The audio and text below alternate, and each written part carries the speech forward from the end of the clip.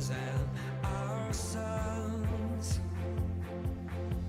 And just like a drum, I can hear their hearts beating. I know my God won't let them be defeated. Every child has a dream to belong and be loved. Boys become kings, girls will be queens, wrapped in your majesty. When we love the least of these, then they will be brave and free. Shout your name in victory. When we love the least of these, when we love the least of these.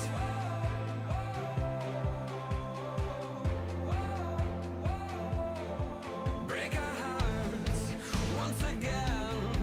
Help us to remember when we were only children hoping for a friend. Won't you look around? These are the lives that the world has forgotten, waiting for doors of our hearts and our homes to open. Boys become kings, girls will be queens, wrapped in your majesty. When we love the least of these,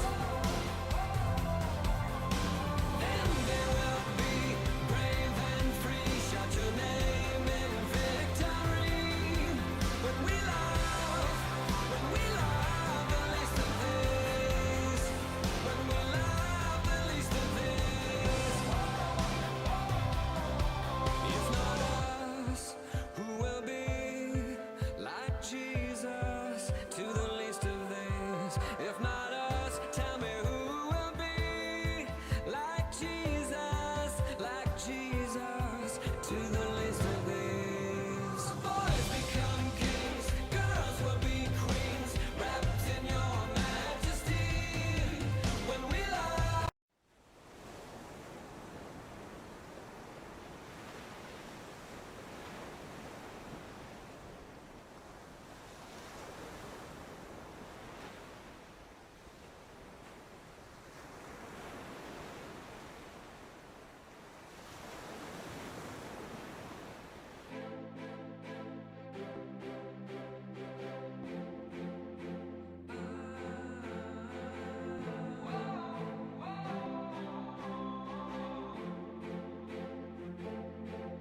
Little hands, shoeless feet, lonely eyes looking back at me. Will we leave behind the innocent to grieve? On their own, on the run, when their lives have only begun. These could be our daughters and our sons. And just like a drum, I can hear their hearts beating. I know my God won't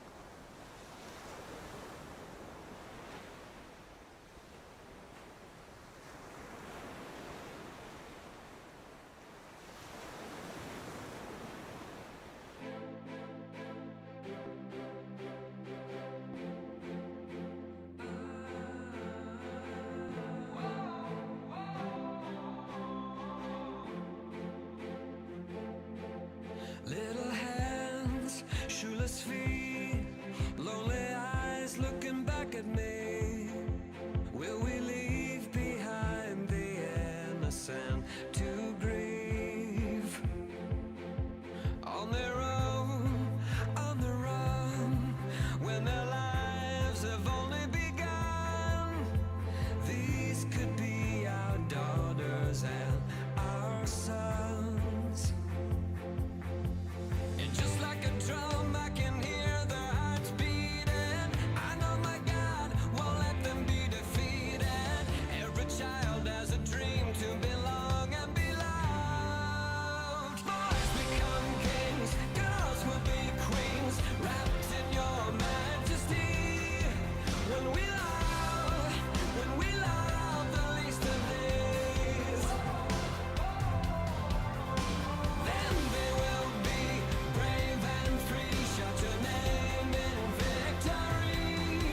When we love the least of these, when we love the least of these.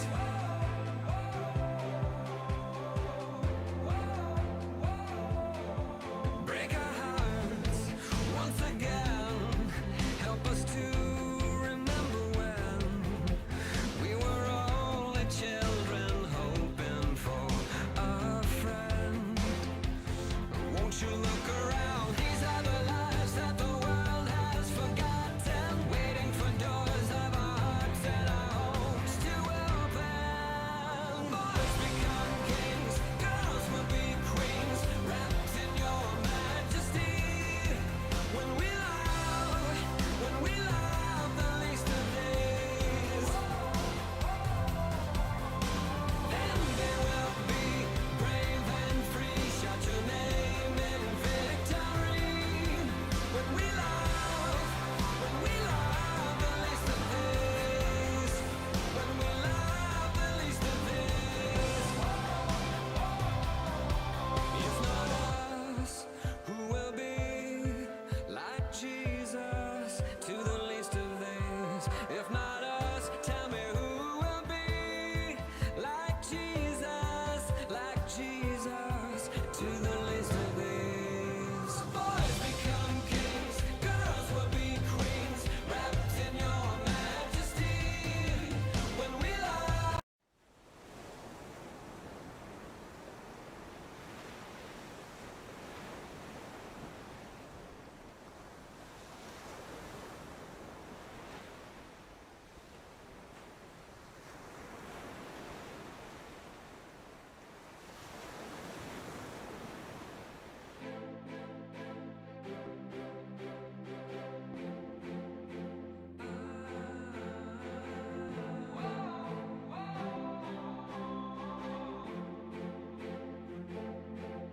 Little hands, shoeless feet, lonely eyes looking back at me.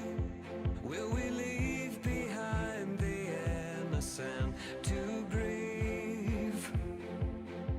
On their own, on the run, when their lives have only begun. These could be our daughters and our sons. And just like a drum, I can hear their hearts beating. I know my God won't let them be defeated. Every child has a dream to belong and be loved.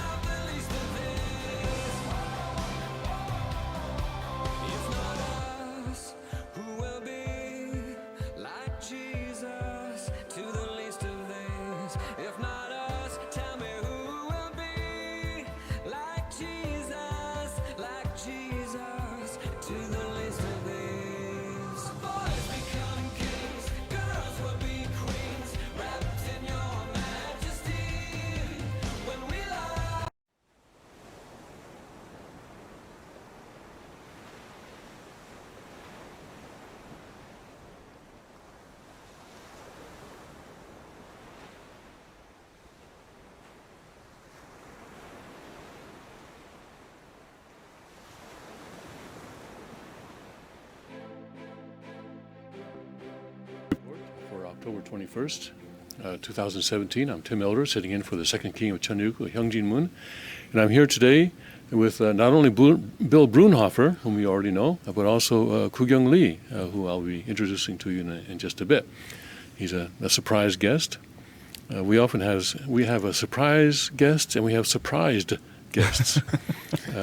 But Koo-Kyung, I think, is more of the first type. I think I spoke to him about this a couple days ago, maybe yesterday. So, I'd like to begin, as usual, with the weather in the Cheonryuk area today.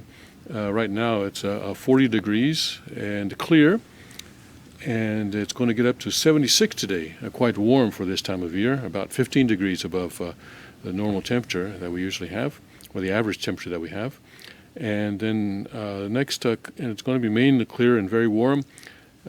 Sunday, 74, so about the same as today. High clouds and pleasant. Monday, partly cloudy and warm, 72 degrees. So basically in the 70s for the next 2 or 3 days. And then on Tuesday, we're going to have some rain, and that's going to start bringing the temperature down. And on Wednesday, we're going to get much closer to our normal temperatures for this time of year. Let's go to our rimas. First of all, in the Mark chapter 11, verses 27 to 33. And they came again to Jerusalem, and as he was walking in the temple, there came to him the chief priests and the scribes and the elders, and say unto him, By what authority dost thou these things? And who gave thee this authority to do these things? So these are the chief priests asking Jesus what his authority is. How do you have that authority? Chief priests and the scribes and the elders, they're asking him. And Jesus answered and said unto them, I will ask of you one question, and answer me, and I will tell you by what authority I do these things. The baptism of John, was it from heaven or of men? Answer me. So that was Jesus' question to them. And they reasoned with themselves, saying, If we shall say from heaven, he will say, Why then did ye not believe him? But if we shall say of men, they feared the people, for all men counted John that he was a prophet indeed. And they answered and said unto Jesus, We cannot tell. And Jesus answering saith unto them, Neither do I tell you by what authority I do these things. Checkmate.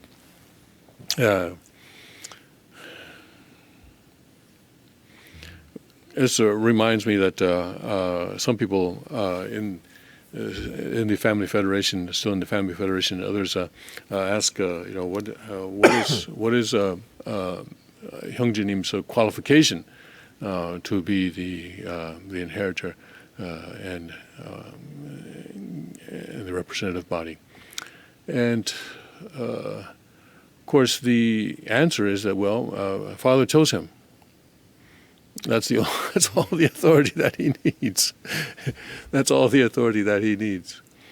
And especially, some older, Korean elders I've heard say, "Well, we served Father a lot longer than he did before he was even born, and we've taught the divine principle, and his Korean is not native, so how can he be the inheritor? All these kinds of things. They have all sorts of reasons. They say, so therefore we don't believe that he's the inheritor, but he is, and for one reason only, because Father picked him. And that's all. That's all the qualification. That's all the authority that he needs. And kind of coincidentally, shall we say, but not really, the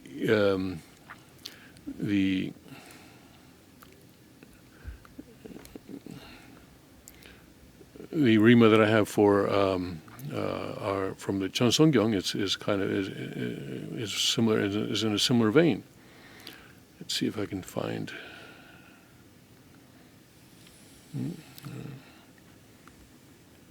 Oh yes, okay. This is from book 15. Yes, book 15, The Life of an Owner of Cheonryuk, chapter 3, and I'm on page 2273. I believe. Let me just confirm that. Yes, 2273.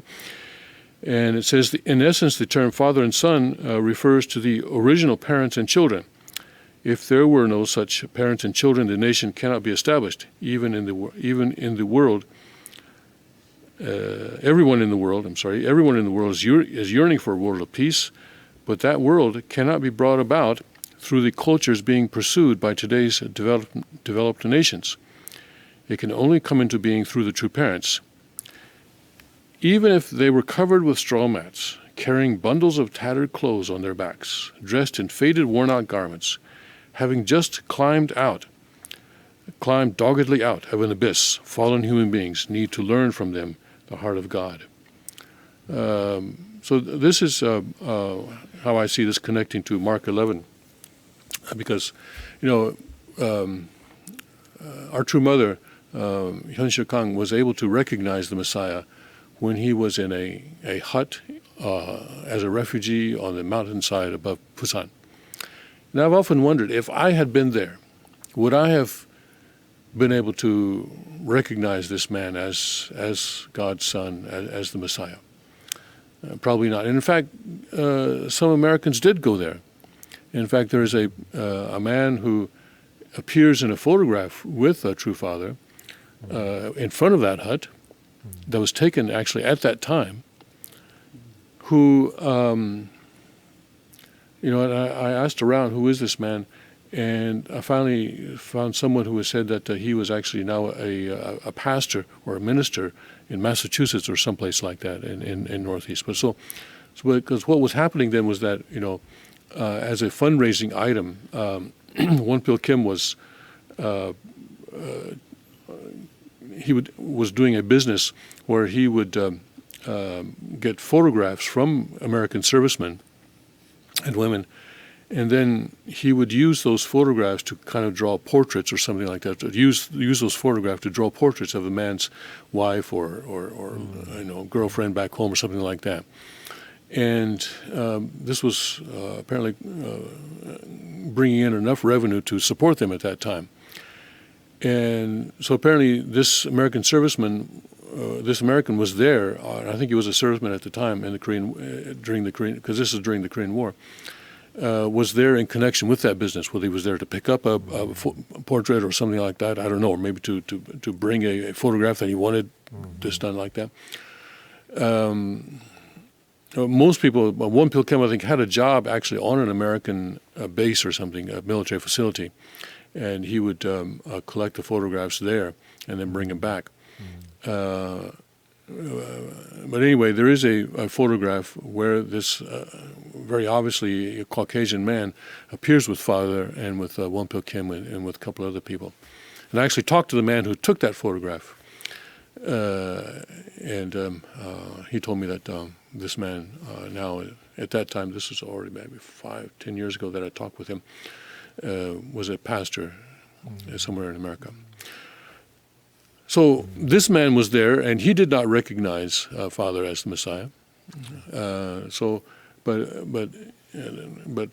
our true mother, though, was able to do that, even though Father at that time was, dressed in very shabby clothing and living in a hut made of cardboard and mud. So she was able to recognize him. For myself, Father built a foundation that allowed more and more people, as the foundation grew, more and more people then could recognize him. And in my own case, I joined the church after Father appeared at the Madison Square Garden in 1974. And then it was only after that I could then see this man as Messiah. And other people took even longer. Some people, many people still don't. But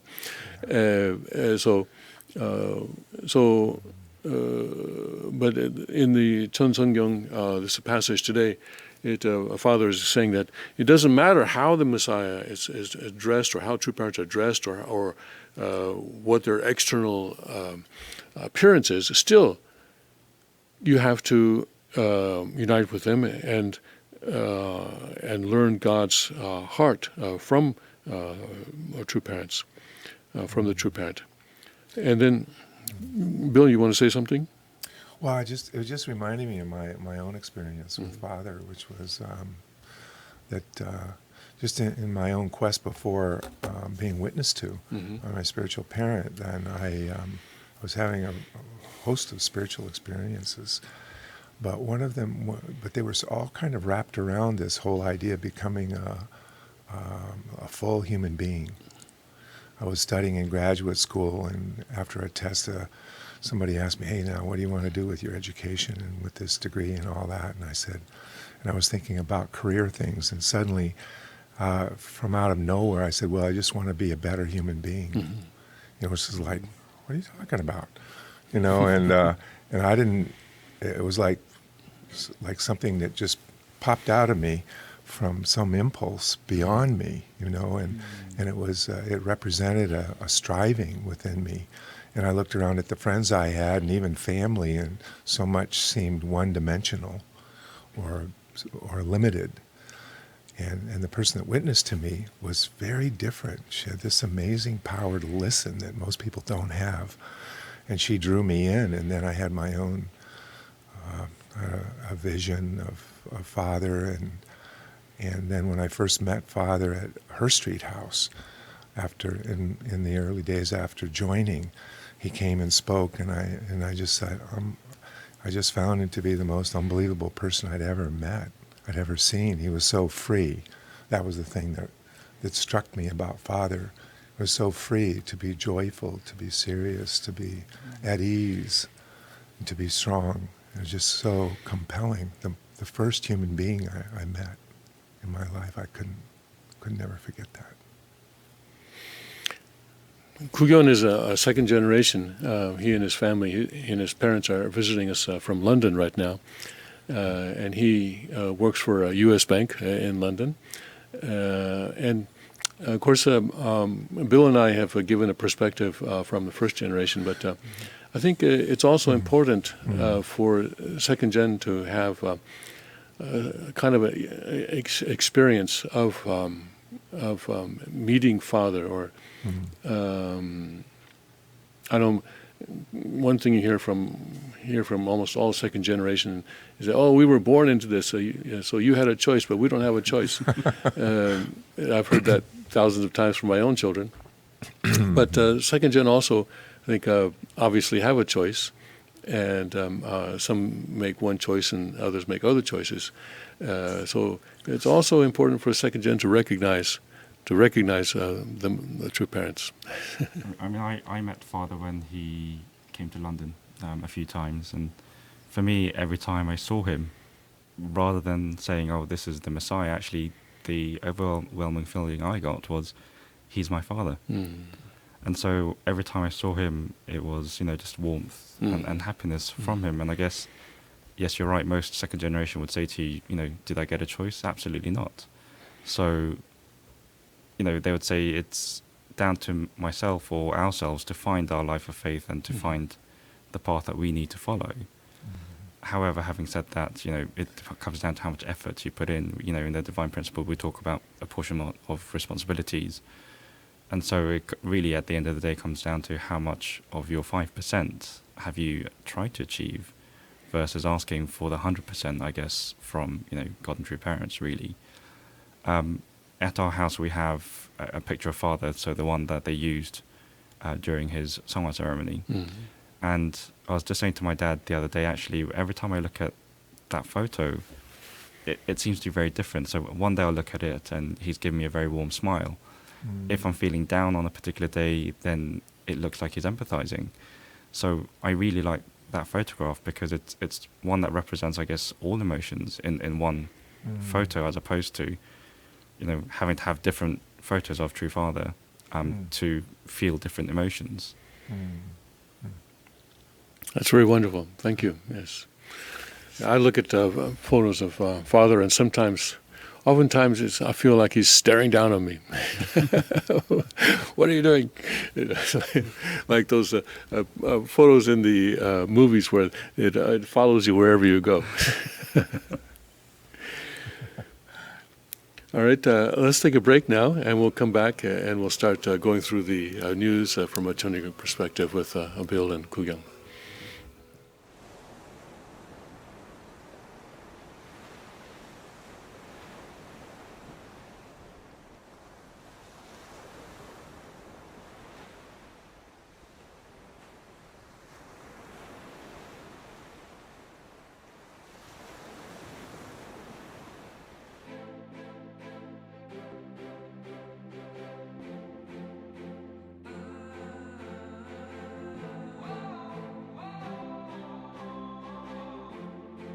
Car Arms, Magnum Research, and Auto Ordnance.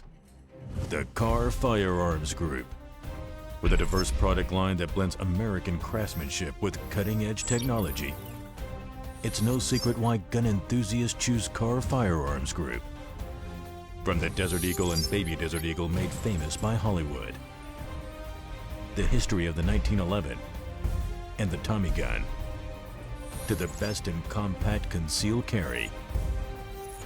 Car Firearms Group is not only the first name in personal defense, it's a name that has earned the respect of gun enthusiasts around the world.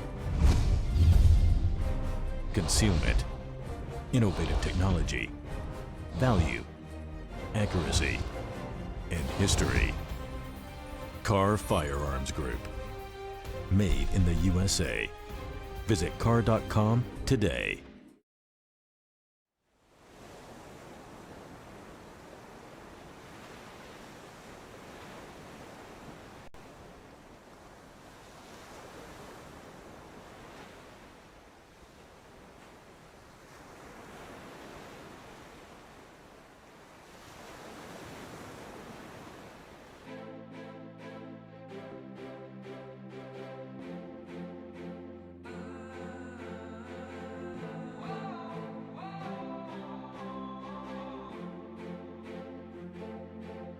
Little hands, shoeless feet, lonely eyes looking back at me.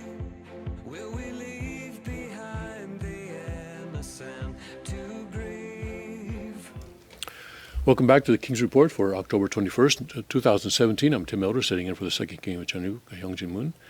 And I'm with Koo Kyung Lee and with Bill Brunhofer. And I was very excited to be able to have Koo Kyung on this morning because Brexit is something that we're all very interested in and following very closely and trying to figure out what's going to happen there, because it's really going to be a pretty a world level historic event, whatever happens, and whether it happens or not, it will still be a world level event. And so I went through and picked out a couple of articles that sort of give the sort of the current status, I guess you might say, about Brexit. And then I wanted to introduce those to our viewers and then talk with Koo Kyung about his sort of feeling just from being there. We're not saying that he's an expert, but, he's closer to it than we are. We're looking at it from across the Atlantic. He's looking at it from being in London and actually working in the financial sector in London. And the first article I have is one from the Sydney Morning Herald in Australia. And Australia is kind of worried about what's going on with this too, because they have traditional ties with the UK. This says Europe's leaders are expected to deliver a polite but firm must-try harder rebuff to British Prime Minister Theresa May on Friday after she made a personal plea over dinner on Thursday for Brexit talks to move to the next stage. Now, the second article this article was written based on Thursday's events, and then the second article is going to talk about Friday, and you'll see that on Friday things turned out not quite as bad as this article is going to paint them. So the sky's not falling quite yet. More than 6 months after Brexit was officially triggered, a quarter of the way to the final deadline, there is still no agreement on the divorce bill that Europe has demanded Britain must settle before discussions about their future relationship can begin. So Theresa May triggered the Brexit process in March, I believe, right, at the end of March. And so end of September would have been 6 months, and it's a 2-year period. So they've already used up a quarter of that period, and not much has happened, at least on the outwardly, but maybe something is going on. But fears of a no-deal scenario where the UK leaves the EU without any trade, customs, or regulatory framework to take its place, a scenario most economists view with horror, are growing. On Thursday evening, Mrs. May was due to stand up in front of Europe's leaders in Brussels and plead the UK case after a week in which, depending on whom you ask, talks ground to a halt or continue to move at lightning speed. And the Sydney Morning Herald is linking to related articles, and one of them has the headline, "On Brexit Day, flights out of the UK could all be grounded." That would be pretty immense. Sounds like Y2K fears. According to Whitehall insiders, and Whitehall is what now? It's the central of the civil service. in It's, the UK. okay, so it's basically the British government, the UK government. Yes, yes. Okay. Mrs. May's message to be delivered in about 10 minutes over dinner. So this article was written before that message was actually delivered. Was that it was time to cut the UK some slack.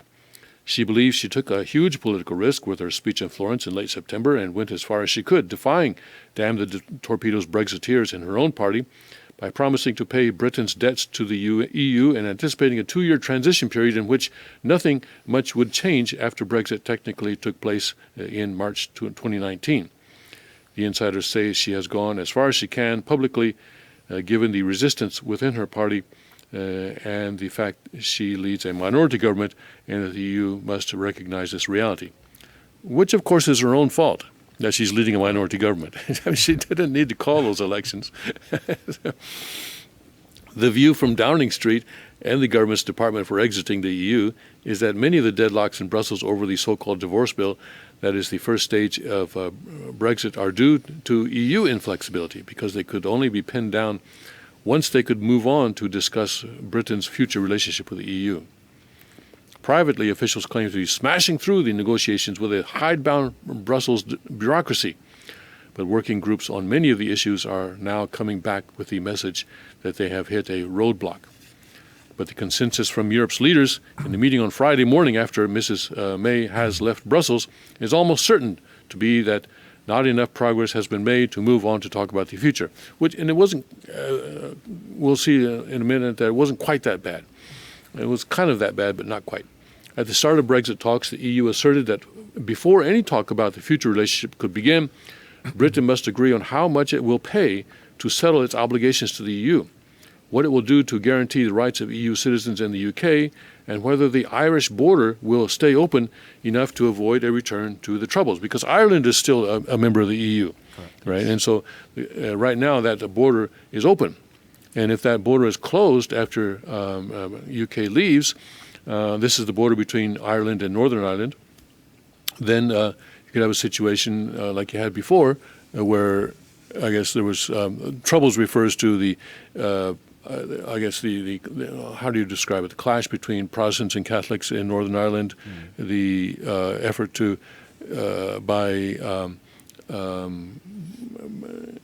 by some people to unite Northern Ireland with Ireland. Is that I think how would you define the Troubles? It'd be more around the infrastructure. So at the moment, I guess what you could do is technically drive into Northern Ireland from Republic of Ireland without any checks, like a port check, if you will. So if there's a hard Brexit whereby these sorts of agreements are not in place, what they're asking is, well, how do you police that? Who then pays for setting up the borders? Who's meant to be policing those? Who pays for the infrastructure? So there are a lot of questions, I guess, from the Irish perspective as to whether they invite, I guess, Northern Ireland to join the rest of the Republic of Ireland, which would then, that would be a case for the UK government to consider, or even for the, Northern Irish Parliament to consider as to whether they'd like to repatriate, I guess, with the Republic of Ireland, or whether actually they'd say, no, do you know what, someone needs to pay for this bill. Let's put that on the table to discuss and agree on. Okay. The EU is not willing to bargain these away against the future trade deal, but want to lock them down as the baseline for the next step. So kind of a fundamental question that this raises is, why does the UK have to pay anything to the EU? So the media have reported prior to these talks. So there's I believe later on or earlier on in the article, there's a mention of Theresa May's speech in Florence. So that was the first speech she gave since the announcement, whereby an actual figure was offered to the European government. And that was something like 20 billion euros, yes, 20 billion what they're euros. calling the divorce settlement bill. My understanding is that that figure, I don't know exactly how they calculated it, but it's based on existing commitments that they've made under the treaties and under different contract agreements. Because as part of the EU, you're what you call a member state, so you pay to be in the membership. So what they're saying is, what they'd like to calculate is exactly what have you committed. So it could be down to the medical budgets, financial services budgets, trade budgets, customs budgets. So what have you as a UK government, as a member party of the EU, committed to pay up to a certain periods? I guess, have they calculated it until the end of 2019? Or have they said, actually, the budget was, say, a 5-year budget, therefore you owe us everything until 2021? Right. That's how they're calculating the figures at the moment. And I Right. believe from reading the news that actually, from the EU's perspective, they feel 20 billion isn't enough. It should be more in the region of Yeah, I 50 think to 60. someone here calls it peanuts, actually. They're talking more like 60 or 70 billion, Yeah. and someone even saying 100 billion.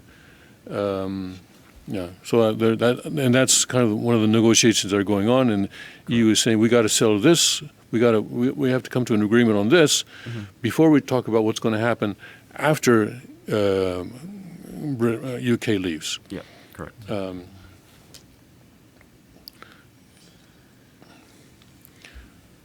At some point before she has a trade deal, she has to go to the British public and her own party and say how much Brexit is going to cost. It may be that May is not strong enough politically to make an offer to the EU that she can deliver it to London, Professor Portis says. This is a professor of King College, I guess it is. Then you have a problem. If someone says, I'd like ideally to give you the £10, but I can't put that in writing because my wife will kill me, then what am I supposed to do? I'm not going to start bargaining about whether it should be 10 or 15 pounds. I'm going to say, come back when you and your wife have sorted out a negotiating position. If I'm in the EU, why on earth would I make concessions when you've just told me you will not be able to make an offer even in the right ballpark because you're not strong enough at home? So how do the people around you in London feel about this kind of negotiation? Are we going to pay them 20 billion or 60 billion or 100 billion? What's the feeling there? Is it like, what? Oh, we never agreed to that. I think there was a bit of a shock initially. So if we take it back to when the referendum results came in, I would say it's safe to say a lot of And this was people- last year. This was last year. So this was in June, Mhm. June 23rd. Around me, a lot of people were disappointed. I think primarily because when you go to the financial services, actually it's not UK-centric as a workforce. It's very European, if you will. I see. So I remember. So among your colleagues, you have people from other EU countries working in your same offices, for example, right? Because Yes. there's a freedom of movement, and you don't have a German, for example, does not need any kind of special work permit to work in UK. Is that No, right? correct, that's correct. Right now. But after EU, that German who is working in your office in the UK, for example, would then, I guess, well, we don't know what would happen to him, right? We don't know exactly. That's We one of don't the know problems. Yeah. Okay. So they felt as if they'd had been given the sign to leave the country. Mhm. They felt very disappointed. That lasted, a couple of weeks, maybe a few months, and then Mhm. now the feeling tends to be, can they just get on with it? So Mm. whatever the final figure has to be, whatever agreement needs to be reached, everyone should just be getting on with it rather than having an infighting saying, well, actually, I don't agree with that position, I don't agree with that position. It's please just come to a decision whereby everyone can essentially just plan their lives, I guess, in a way, as opposed to say waiting for the government to say, well, these are the options. Just get on with it, get to an agreement, whatever it may be. We'll have to weather the storm, as everyone has had to previously. And even there's talk of companies maybe moving out of London and to other EU cities. So there are the three main hubs, if you will, of where the debate is going on at the moment. So Dublin's one of those, Paris is another one, and Frankfurt is another one as well. So a lot of companies are currently looking at where they should restation, if you will, the headquarters. I think Paris is one of the favorites, as is Frankfurt, but then Dublin is probably one of the darker horses, if you will, whereby people might find it a lot cheaper to relocate there, as opposed to Frankfurt and Paris. My understanding is that certainly within Paris and with Frankfurt, the labour laws are more stringent. From speaking to a colleague who has teams based in Paris, they were telling me actually there's a law in place whereby if you work outside of the contractual hours, you have to either pay them extra or you've got to accrue a holiday. And so for some workforces, it may not be as attractive. Now, if you're in what they call, say, payments processing, and you only have to work when the markets are open, that will be generally okay. So HSBC, for example, rumors are they've already relocated a few hundred people to France as part of the payments processing team. But let's take someone who's in sales, where they are client-facing all the time. Now, client is not necessarily going to stick to the 9 to 5. They may sometimes, especially if you're, let's say you have a US-based client, because of the time zone difference, they may sometimes call you at 8 p.m. Now, what happens at that point if you're in France? Do you still pick up the phone? Do you still do business? So there are a lot of questions that need to really be answered. Maybe as part of this Brexit process, a lot of countries have to adjust their labour laws. In Germany, for example, I believe you're only allowed to, for certain types of jobs, you're only allowed to offer contracts 2 times a year. So what happens at that point for you? If you have to relocate and you're outside of the window, do you then have to wait till the window reopens? There's a lot of, local nuances, if you will, which may affect the overall process or encourage countries to maybe relax some of their more stringent requirements that they have in place already. So one of the reasons that so many companies have located in London is that UK labour laws are favourable. Is that right? Not necessarily. Actually, the UK has one of the more stringent laws in the whole of Europe. Actually, if you think about it. So let's say you buy out a company, you can't necessarily just make the whole workforce redundant. You need to go through a process which has to take over a period of 2 years, and then after that you offer a package, and then it's down to the employee to take it or leave it, if you will. So it's quite stringent in a way.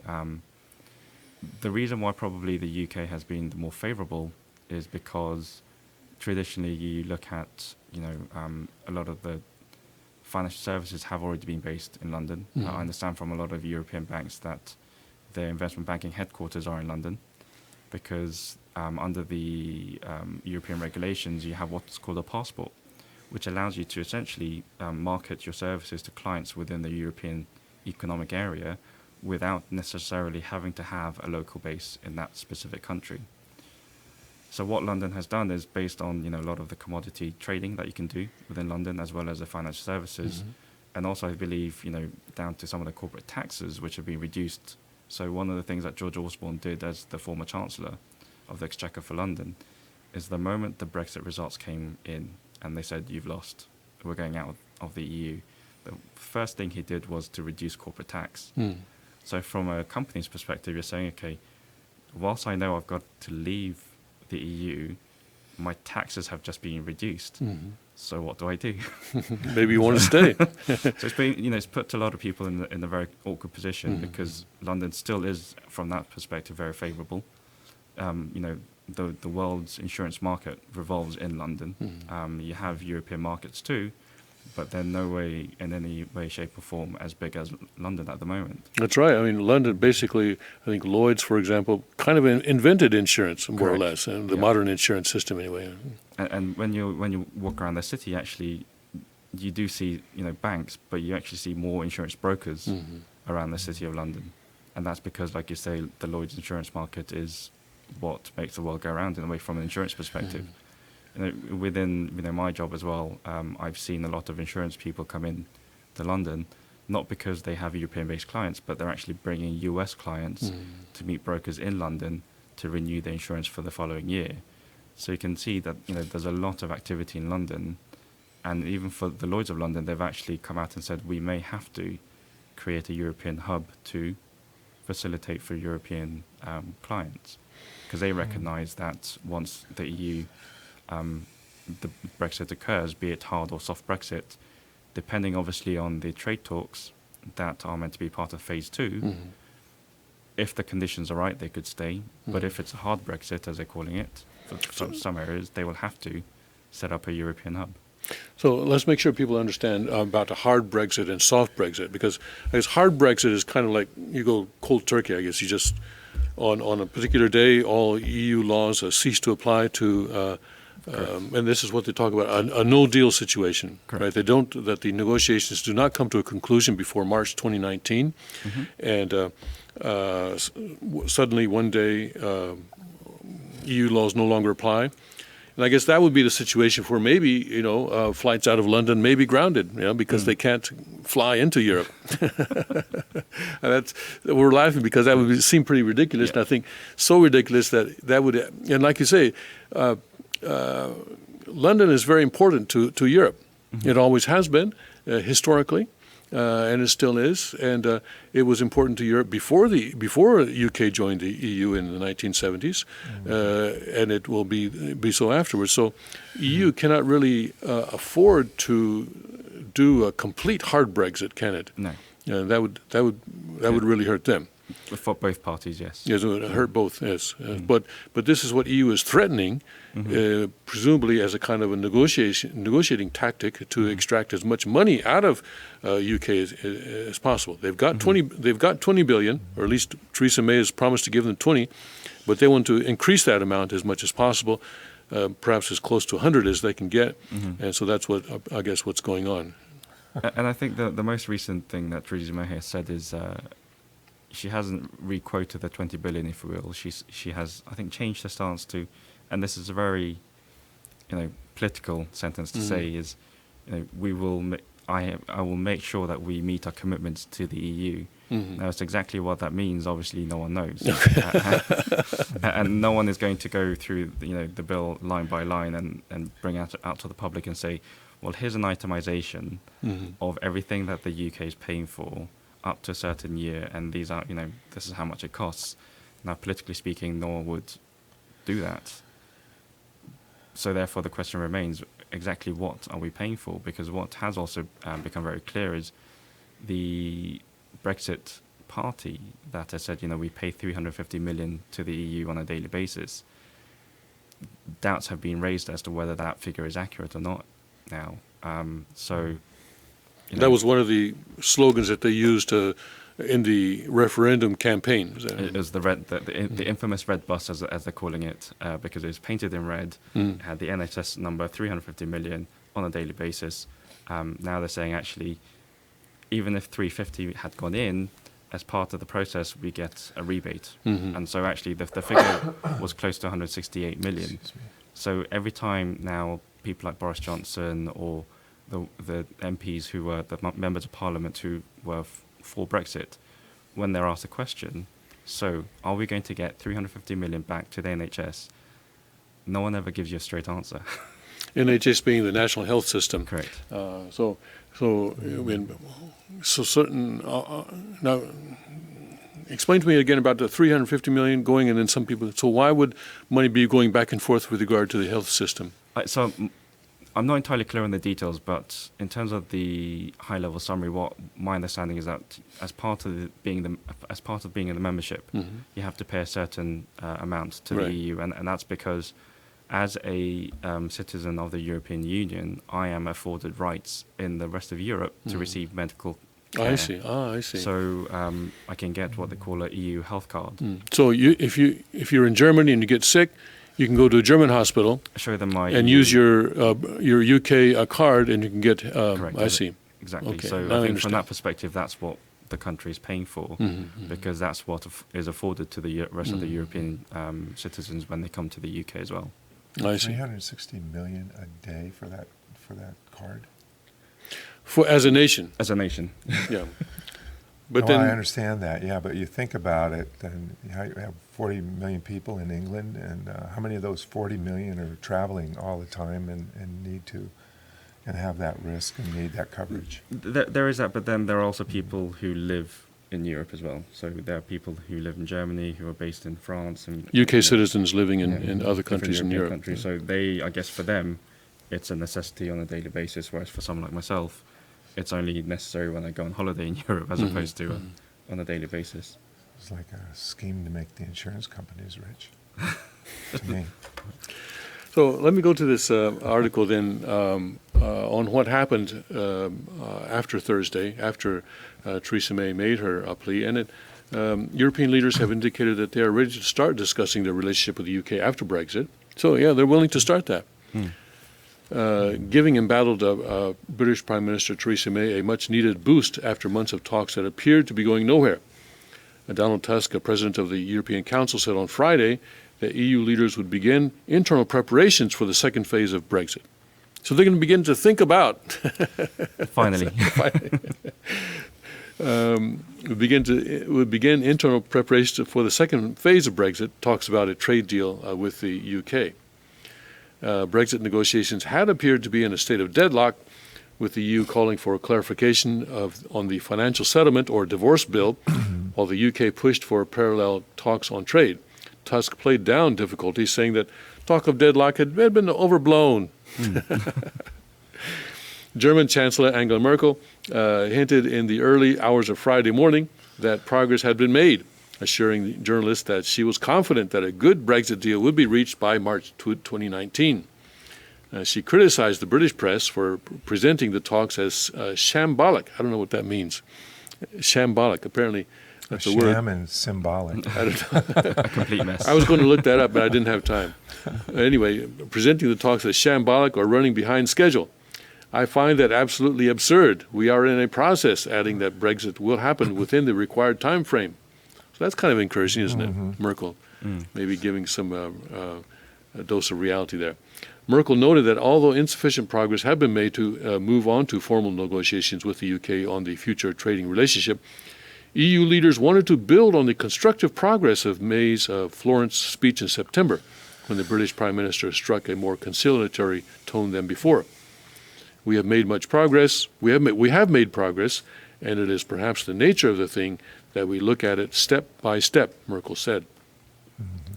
Merkel spoke after a dinner where May delivered her view of talks so far and urged the EU to accelerate the process. It was originally hoped that an agreement on outstanding issues such as the Irish border, EU citizens' rights, and the divorce bill would have been reached by now. Such an agreement may now not come until the Council's next meeting in December.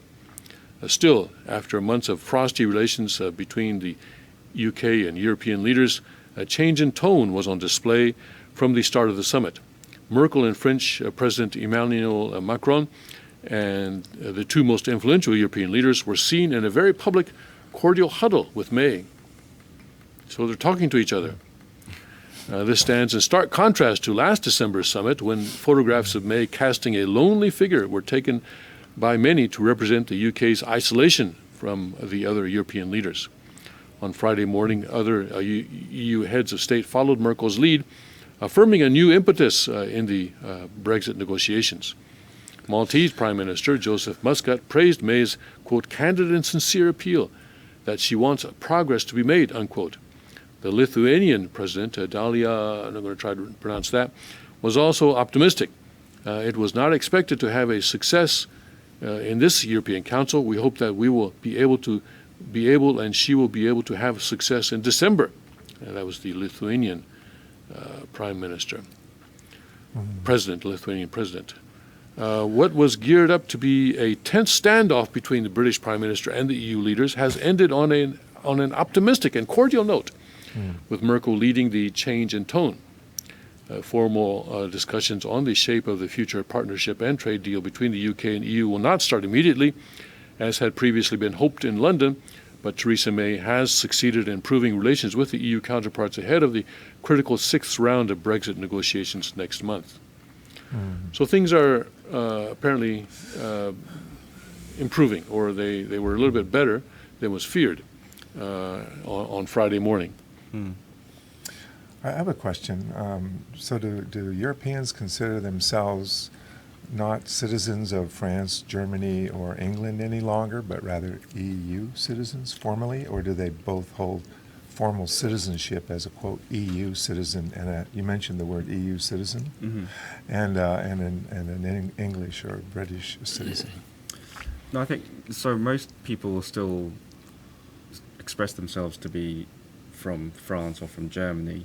The term EU citizen is used more from a legal standpoint, to say they're part of the EU, therefore they are an EU citizen.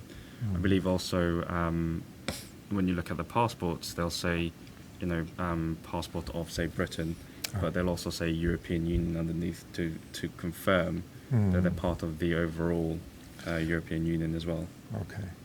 And the other thing is that in terms of the trade aspect of being part of the EU, once they separate, they can still have be a part of the, quote, EU trade union, even as we're part of NAFTA, et cetera, right? That you could still, and have all those privileges and so forth, and open border movements of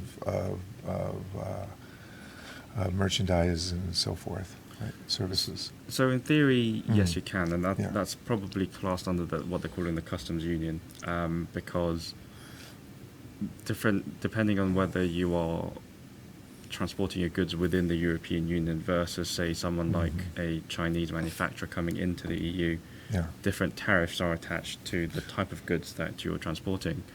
So that's one of the points that they're trying to discuss at the moment. Because if you, as Tim Alder alluded to, have a hard Brexit, then what you're then going to have to do is rip yourself away from all the EU regulations and then come back to the table to negotiate what you're actually going to do, how much you're actually going to charge, what that means, who actually pays for it. And I guess at the end of the day, what most people would say to you as well, it's the consumer that has to pay for it at the end of the day, Yeah. because any surcharge that's put onto the goods, the companies won't be paying for, in the sense that they won't pay out of their own pocket. It will be the end user and the average Joe Blogs, if you will, who have to pay for that in the end. Yeah. Seems like administratively, a lot of people in dealing with this kind of transitional plan will agree in principle, Yes. and then they'll work out the details. Mhm. Just like there was this vote for Obamacare. You know, we're going to, and other votes in our Congress where you, or even executive orders that make changes in principle and then push it off to the legislature, the Congress, to work out the details and give them 6 months and so forth. And you could have the same thing happen there, and it seems like that would be a regional, or if they can't come to complete agreement on all the details, that they can come to agreement on principles so as not to create havoc. And that's kind of an administrative ploy, if you will, that we see every day here in the United States. Tim, aren't there many examples of that with Trump's action regarding this portion of Obamacare within the last couple of weeks? Yeah, so I think that ties in with what this King's College professor is telling the Sydney Morning Herald. Yeah. He says that he believes that the most likely scenario is that the UK and EU will reach a deal, first a mini Brexit deal for March 2019, which will continue the status quo as much as possible, then a maxi Brexit some years later, once there is a trade deal to take its place. And I think that's what they're talking about in terms of the 2-year transitional period, whereby you leave everything as is for 2 years. And it's a very sneaky way of getting an extension without agreeing to an extension, because the Brexit period is 2 years, but under the EU laws, you can extend that by a further year if all 27 member states agree to the extension. So by agreeing to a transition period of 2 years, actually, the way I look at it is you can circumvent that requirement to say, well, we agree to the 2-year transition period, therefore you automatically get an even longer extension without necessarily having to agree to one. And then that extension could be extended further. I guess if you at the end of the 2 years decide actually you need an additional few years as a transition period. But that will also require agreeing by all 27, right? It- Plus the UK. That isn't quite clear at the moment. So what is clear is that if you want to extend the Brexit period, you do need to get everyone's agreement. But if, for example, as a chief negotiator for the EU, Michel Barnier supports the 2-year transition period, and no one's quite clear as to exactly the mandate and how much he's allowed to negotiate without receiving the agreement of the EU leaders. But if that's part of the remit of where he's allowed to, unilaterally agree to something, then that potentially could be a way of making it a lot smoother than the current tides, if you will. Well, let me ask you this. It seems that, of course, the Brexit is not the only problem that's facing the EU. You have Poland and Hungary and the countries over on the eastern side of the EU kind of rebelling against some of the instructions that they receive from the EU in terms of, for example, the quotas on the migration, for example. And some countries like, I think, Czech Republic, I think or Hungary too, I think, hey, we don't want those people coming into our country because a certain percentage of them are going to cause trouble. This kind of thing. And Poland, I think, they even recently they had this prayer sort of lining up along their border. So especially on the eastern side of the EU, there's a very strong feeling that the EU is forcing them to do things that they feel are against their national interest in terms of accepting more migrants than they feel that they are able to absorb.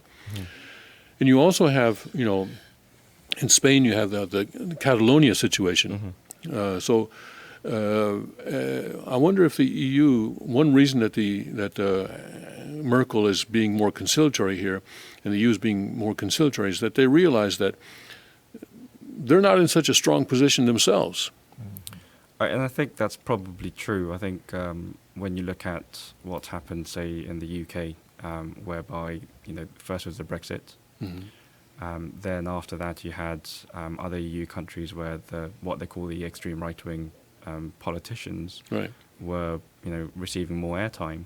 And Austria now has a right-wing president or prime minister. And people were saying maybe in France, actually Le Pen may have taken the presidency, although she obviously didn't in the end.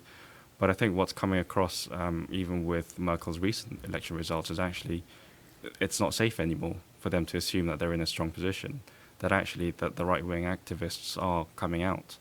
And therefore, from that perspective, they're probably saying, we need to do something about this. We're not, like you say, not in a strong position anymore. And therefore, we need to be a little bit more conciliatory with the way we deal with Brexit, because otherwise, if we make an example out of them, what will happen to us within our own respective countries? So I think they're trying to be a little bit smarter with the way they engage with the UK going forward. Very interesting. All right, let's take a break now, and we'll come back with more with Koo Kyung Lee and Bill Brunhofer. Today is kind of the European edition. All right, take a break now. On their own, on the run, when their lives have only begun. These could be our daughters and our sons.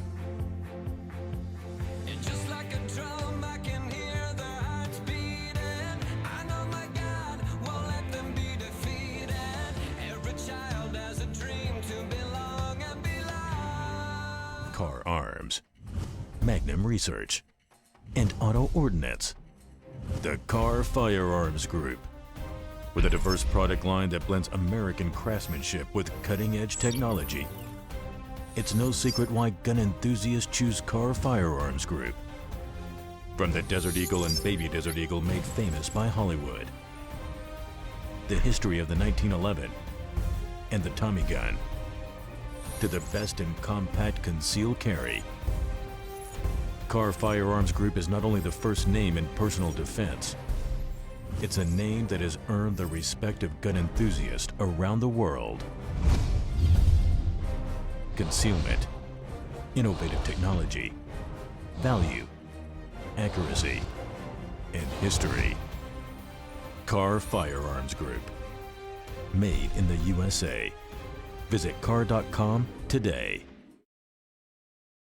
Become kings, girls will be queens, wrapped in your majesty. When we love the least of these, then they will be brave and free. Shout your name in victory.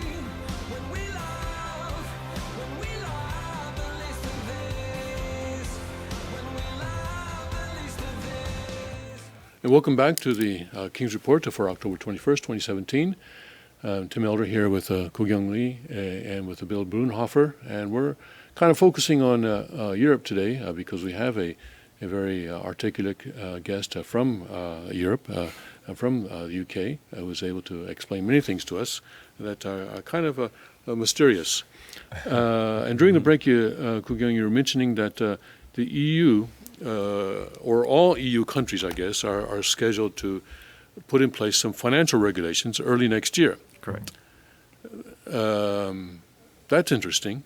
And then, yeah, but then, though, I guess if UK puts those in place, then a year and a half or a year or so later, you're supposed to leave. So tell us about that. So it's a new regulation, which is, as an acronym, known as MiFID II. What's it called? MiFID II. How do you spell that? MIFID. MIFID? Yep. And then the And Roman number two? numerals 2. Okay. Roman numerals 2. Yep. Okay. So I think it's meant to be the Market Instruments Financial Directive. That's coming into force by, say, January next year. So what that does is it's a very wholesale change in the infrastructure of the financial services and how they're meant to work.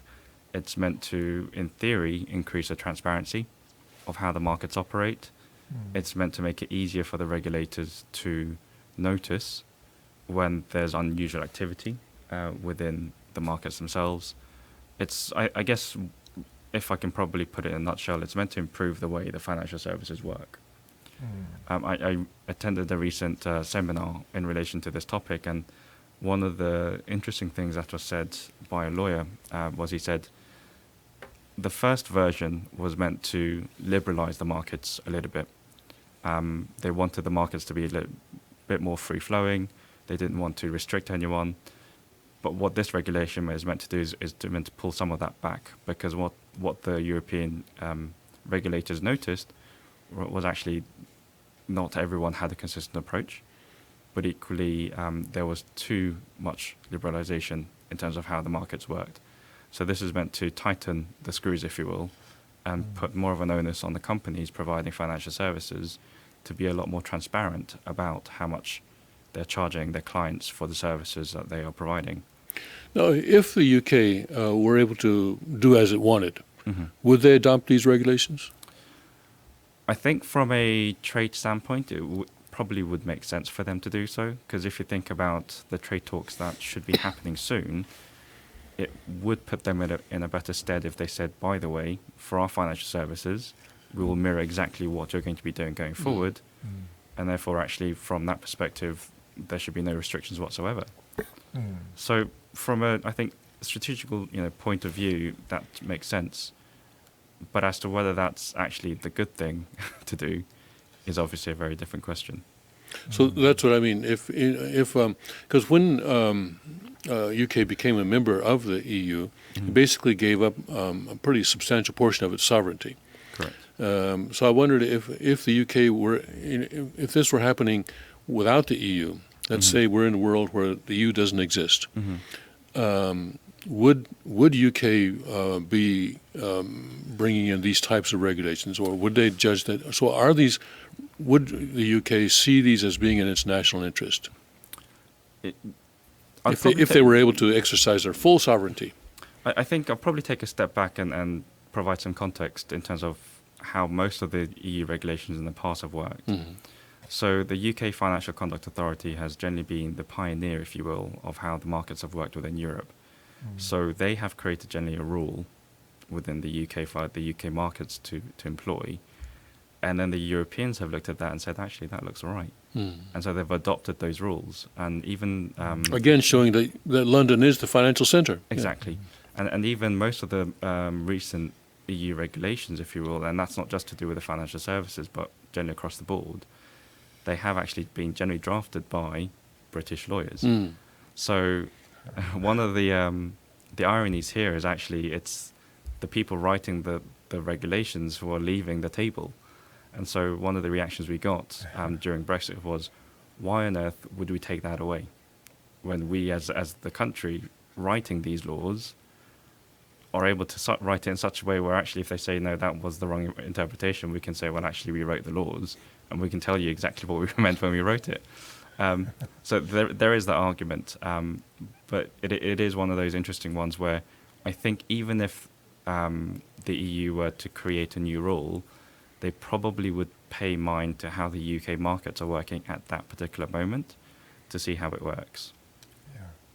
I mean, the other side of that coin is that, in a sense, they have a dependence on that brain trust of Yeah. financial services that leads the way. And they have always been the leader, and they would want to defer to them. And so you could say that that's a lever that England has in these negotiations. So It's it- always led the way and pioneered and been an influencer of world markets. And It's world- become clear to me that it's in the EU's interest to maintain a good relationship Yeah, with the UK and with London. yeah. And I think from that perspective, President Trump has helped quite a bit. Where if you think about when Obama was, in office, one of the first things he said was, "I'm sorry, UK, you're going to go to the back of the queue because we, as a nation, would prefer to trade with a bloc as opposed to one country."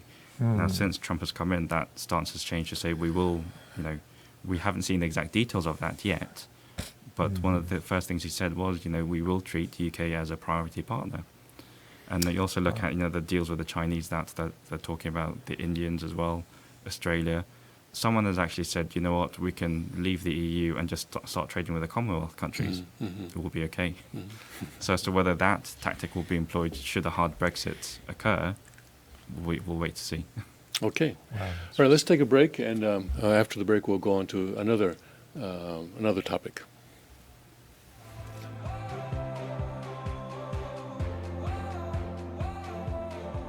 break our hearts once again. Help us to remember when we were only children hoping for a friend. Won't you look around? These are the lives that the world has forgotten, waiting for doors of our hearts and our homes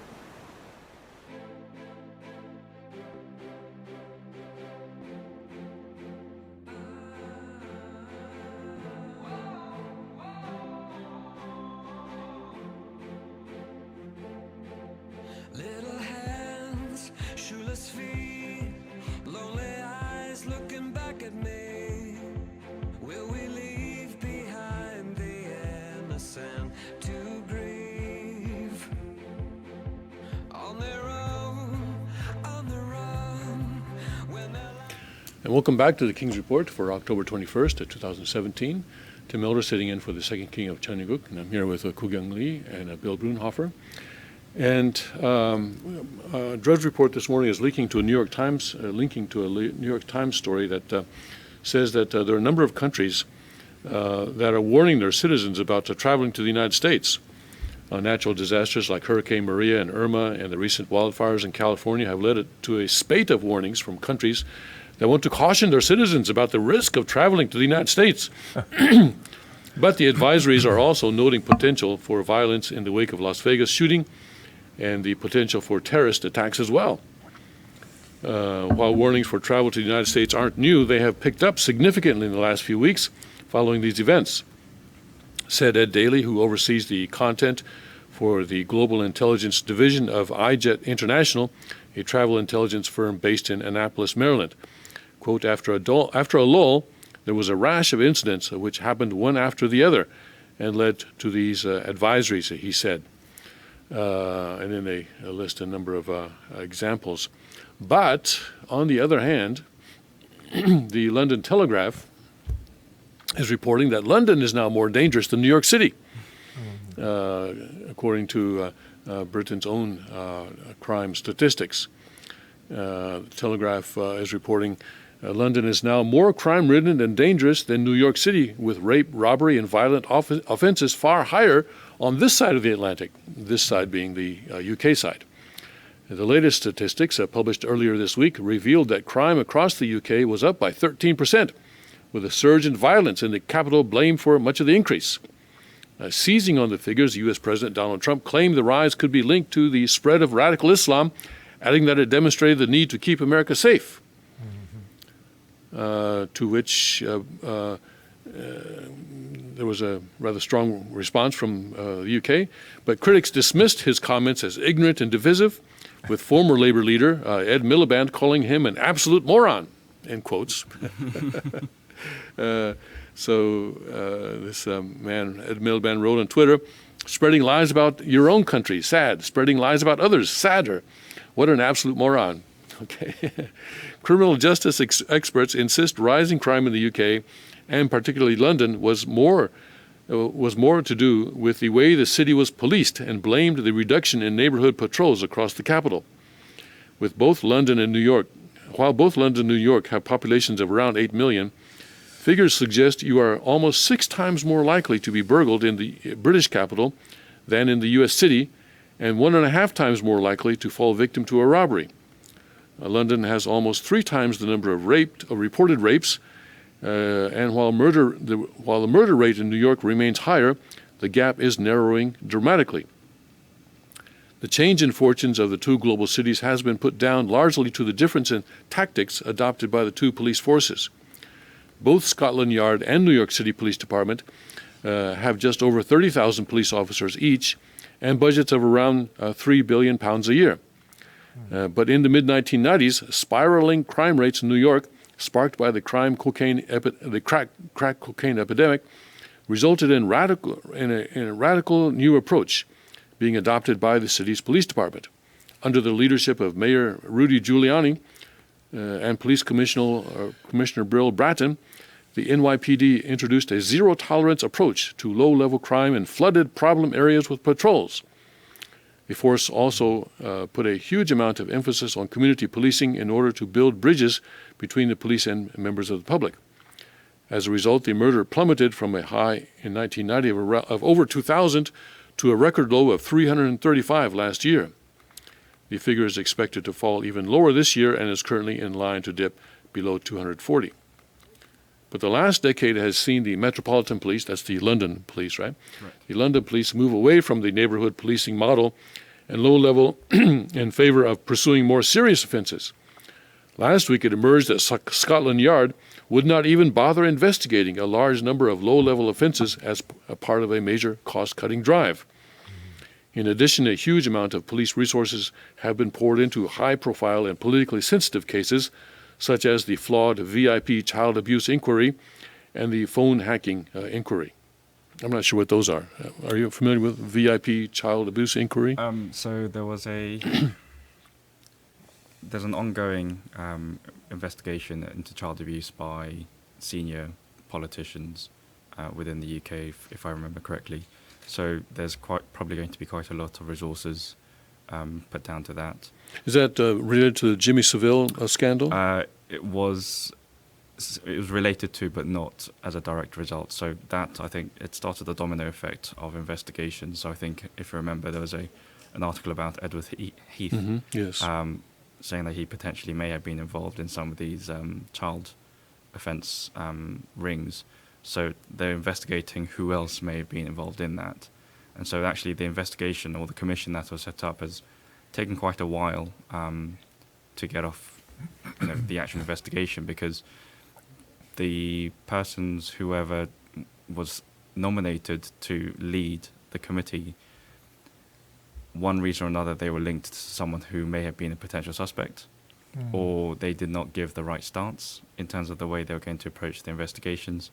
So that took quite a long time to find what they might call the appropriate person. Normally, it tends to be either an existing judge or a retired judge who tends to step in to oversee. And I guess purely on the basis of, as a judge, it is in your expertise to make sure the right evidence is being given or being considered. But unfortunately, and this is probably down to how it has worked in the past, you need to know somebody to go up the ladder. It's not about what you know, it's about who you know. And I think that's probably still true today. But because of that, there was a lot of tension around who should be leading the investigation, because they felt actually they needed to do something right against the victims and the families, but also make sure that the right level of scrutiny was being provided to the evidence that was going to be made available as part of the inquiry. So if there is a question as to how widespread this, what they're calling VIP child abuse, what we're calling, this is pedophilia, basically. Exactly. Yes. For the sort of the euphemism that the UK press, I guess, is giving as VIP child abuse. So depending on how widespread it is, the judge that's appointed to do this could be involved. Potentially, or they may Yes. have known about it and elected not to Right. deal with it. It's also a case of how much were they involved with it as well. So I think they traditionally have gone for a judge or a lawyer. I can't remember who the latest person is, but they probably will be in a similar line of disciplines, if you will. So the Telegraph is saying that the police are putting so many resources into this kind of situation, this and the phone hacking inquiry, that they don't have time to be investigating low-level offenses. I'm not sure what they mean by low-level offenses, but what are considered low-level offenses. Let's continue a bit here. At the same time, the crime rates in London have been creeping up, and the latest statistics are likely to increase pressure of Met bosses as the London police bosses, to reassess their policing priorities. Last year, there were almost 70,000 burglaries in Greater London, with more than 43,000 taking place in people's homes. Robberies have also increased in London dramatically, largely as a result of people having mobile phones stolen. Rory Gogan, maybe, I guess you pronounce that, head of the criminal justice at the Center for Social Justice, said neighborhood policing had a wide range of benefits. He said by embedding proactive community policing, the NYPD is helping tackle crime, improving the quality of life, and building better relationships with the community. It is an approach and argument that London and the country as a whole is struggling to maintain, never mind bolster, with too many preferring to talk excitedly about investing in crime hubs to hunt online trolls. The latest crime figures paint a depressing picture for London that reinforces the need for the sort of political and policing leadership that enabled the initial turnaround of the NYPD in the 1990s under Bill Bratton, and enables the no less seismic shift being seen in New York City under Jimmy O'Neill today. I guess Jimmy O'Neill is the head of NYPD today. David Green of the think tank Civitas also said there was urgent need to put bobbies back on the beat. Bobbies are What they traditionally called police officers. Okay, so that'd be neighborhood police? No, they're just general. Just general police, I see. He said, it has been suggested by academics that bobbies on the beat do not reduce crime, but it is quite clear that a uniformed presence on the streets will act as an effective deterrent. the police in this country remain too influenced by the intelligence-led investigations focused on serious crime. That is exactly the opposite of the model that has proved so effective in New York City over the past 20 years. So New York City being held up as a model. That's a little bit strange to us. When you mentioned there that something about today, who was the person that you mentioned was the commissioner today? O'Neill, Yeah. something O'Neill. And Jimmy that they're O'Neill. continuing that same practice, right? That's, Today. Yes. They're not changing it. Yes, that's what Okay. they're saying here about New York City. So this is a Another- British paper saying good things about New York City police. Another term they used for that was broken windows. Do you remember that one? Yes. Yeah. Which is a euphemism for minor crime. Mm-hmm. You know, if you see kids breaking windows, then that level of mischievousness, if left alone, and again, it's a symbol, it's sort of a metaphor, maybe you could say. If you leave the lower level alone, it multiplies. People take advantage and consider a license to do more and bigger and greater things. It just steamrolls. Escalates further and further. Yeah. Of course, this leads to a topic that, in my mind at least, that I know is very, very sensitive to people from the UK. Okay. But let's touch that third rail, all right? This area that we live in here has a very, very low crime rate. And we attribute that to the fact that people are armed. Yep. And we, as you saw when you were at the palace yesterday, we're just a river away from New York State, where people, not as many people are armed. And we have two towns. We have on the Pennsylvania side of the Delaware River, we have Matamoros, which is where we were yesterday. And if you cross a very short bridge, a couple hundred yards maybe, what is that, 600 feet bridge, you go into Port Jervis, New York. Yeah. And the gun laws are very different. Yeah. In Matamoros, a homeowner can have a gun in the home, and if there's a burglary, the laws in Pennsylvania say that if someone enters your home without your permission, if breaks into your home, you can shoot them. It doesn't matter if they are armed, you can shoot them. But in New York, you're not really allowed to have that gun in your home in the first place. Right. And we find that if we compare the crime statistics of the two towns, Matamoros has the lower crime statistics, which makes sense. I mean, burglars, they would rather go across the bridge and break into someone's home on the other side of the bridge. Lower risk. Lower risk.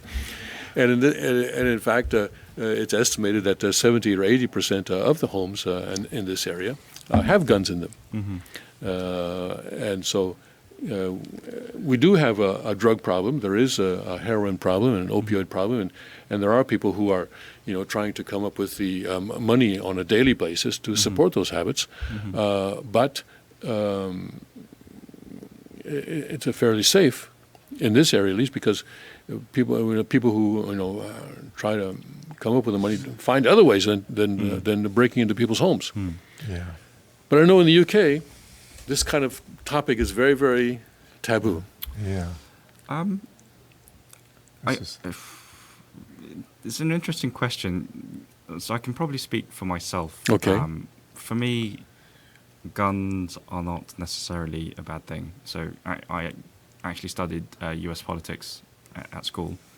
And so I'm familiar to some degree in terms of the US Constitution, the Second Amendment, the right to the arms, where the actual intention behind the amendment was so that should they become an overbearing government, the people allowed to protect themselves against such tyranny. Now, with the UK, I think probably a lot of that is prevented just on the basis of the regulations are a lot tighter. Actually, a few years ago, there was a gun amnesty in the UK where people were allowed to return arms that they had at home, which were not registered, face no crimes, no charges. You can walk in, put the gun down, walk away, and nothing will be done to you. And one of the things that was highlighted in the media at the time was actually compared to the other countries in the world, the UK had the tightest restriction ever. And interestingly enough, when I was at college, I did actually think about enrolling onto a rifle club. And they were explaining exactly how it works. And they said actually the government would essentially vet you every 6 months. And they would ask you to justify every bullet that you had used, where you had used it, why you had used it, and where you had disposed of it. Wow. Which I don't think actually... I understand from the US, actually, the police officers may be required to fill out some papers around... To account for all Probably, of that, yeah. I think police officers, of course, in the U.S., laws are different state by state and even city by city. But I would think that, yes, when a police officer, every time he fires a gun, he does have to justify it, and every bullet is accounted for, I think, yes. So that's probably... But for civilians, that's not the case. For Yeah. me, for example, that's not the case. So whereas in the UK, it's applicable to the ordinary citizen. So I think... From that perspective, even if we wanted to make it a taboo subject, it's probably prevented by the regulations, if you will, because that in the UK, I think even just before I came to the US, I was reading headlines saying that a few people had been stabbed outside a train station, but the police were not treating it as a terror event, because until then we had quite a few. Gun crimes are very rare in the UK, very rare. Probably on the basis of you first need to be registered, and you need to account for every bullet, and the police do come and check to make sure that you're being compliant with what you've signed up for. So from that perspective, I guess I personally don't own a gun because I don't feel that I need to have one, I guess, in the first place. But equally, the conditions in the UK probably don't warrant for me having one. Would they allow you to have one? I guess if I wanted to, I could do. So I could register myself, buy a gun, confirm exactly how I'll be storing the gun, where I'll be using it, because you can still use air rifles, for example, to hunt rabbits, if you really wanted to. But I don't think there's probably a category where it's just for general use in the UK as the reason for owning a gun. But because I'm not too familiar with how the regulations work, I wouldn't be able to comment exactly what the options are. Yeah, But okay. thinking logically about it, I don't think the police would allow you to have one for general use. You wouldn't be able to, for example, carry around a semi-automatic pistol with you. Definitely not. Definitely not. Definitely not, because then Concealed carry permit. someone would call the police, then I'll be subject to a very long process of why do you have the gun? Why was it out in public? Is it consistent with what you had identified you're going to be using it for? And I guess if it's something outside of hunting rabbits and I'm in the middle of the city with a concealed firearm, they'll probably be asking me, why do you need one out in the public? And would you have to go to jail? Probably, well, it depends on what they charge me with. I suspect if I'm carrying a gun and I looked like someone who was intending to use it, then they probably would throw me in jail as part of the anti-terrorism requirements. But I guess that will come down to what's argued within the courts.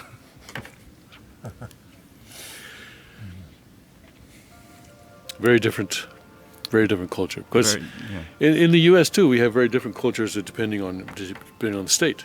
You know, as someone who carries a gun on a daily basis here, I always have to be careful because if I cross the border into New York, I could go to jail. Whereas here in Pennsylvania, it's no problem. So it's very, very different from state to state here in the U.S. I totally understand, the comfort it gives you. The fact that actually, unlike a knife or, say, a pen or, something a little bit smaller, which used correctly can cause fatality straight away, but actually 9 times out of 10, the average person doesn't know how to use it from that perspective. A gun, you shoot someone, it's a pretty much done deal that you will be protected in one way, shape or another. If you shoot them in the leg, they probably won't be able to shoot you back. You shoot them in the arm, again, same scenario. You shoot them in one of the fatal areas, it's, you're protected. So I understand that the comfort factor behind it. It's one of those, I guess, is it needed is probably the question that needs to be asked before you get one. To me, it's more it's not so much a matter of comfort, actually, because it actually is not very comfortable. It's actually carrying a gun around is not very comfortable. You're talking about psychological comfort, but it's more, to me, it's more a sense of responsibility, that I'm responsible for my own safety and security, as well as the safety and security of the brothers and sisters around me. So if I am my brother's keeper, then it's my responsibility to help to protect him or her. So that's my rationale. I don't think I have not really felt a sense of comfort, although, all right, maybe at night going into dark areas or even going into the woods, if I have a gun on me, that may give me a higher sense of security. But on a daily basis, it's more a sense of responsibility. Which I totally respect too. I think I definitely do agree that with a gun, and I think with not just necessarily just guns, but anything with what you might call power, comes greater responsibilities, and that should encourage you to be more, encourage more humility, Yes. more humbleness, rather than ego, naivety. So I totally understand that too. All right, let's take a break, and we'll come back with a more stimulating discussion with Koo Kyung Lee and Bill Brunhofer after this. have only begun. These could be our daughters and our sons. And just like a drum, I can hear their hearts beating. I know my God won't let them be defeated. Every child has a dream to belong and be loved. Car Arms, Magnum Research, and Auto Ordnance. The Car Firearms Group. With a diverse product line that blends American craftsmanship with cutting-edge technology. It's no secret why gun enthusiasts choose Car Firearms Group. From the Desert Eagle and Baby Desert Eagle made famous by Hollywood. The history of the 1911 and the Tommy gun. To the best in compact concealed carry. Car Firearms Group is not only the first name in personal defense, it's a name that has earned the respect of gun enthusiasts around the world. Concealment, innovative technology, value, accuracy, and history. Car Firearms Group. Made in the USA. Visit car.com today. Become kings, girls will be queens, wrapped in your majesty.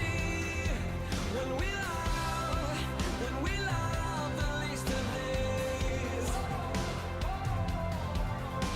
then they will be brave and free. Shout your name in victory.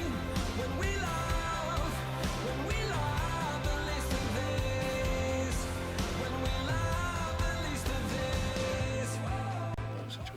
Welcome back to the King's Report for October 21, 2017. I'm Tim Elder, sitting in for the second King of Cheongguk, Hyungjin Moon, and I'm here with Koo Kyung Lee and Bill Brunhofer.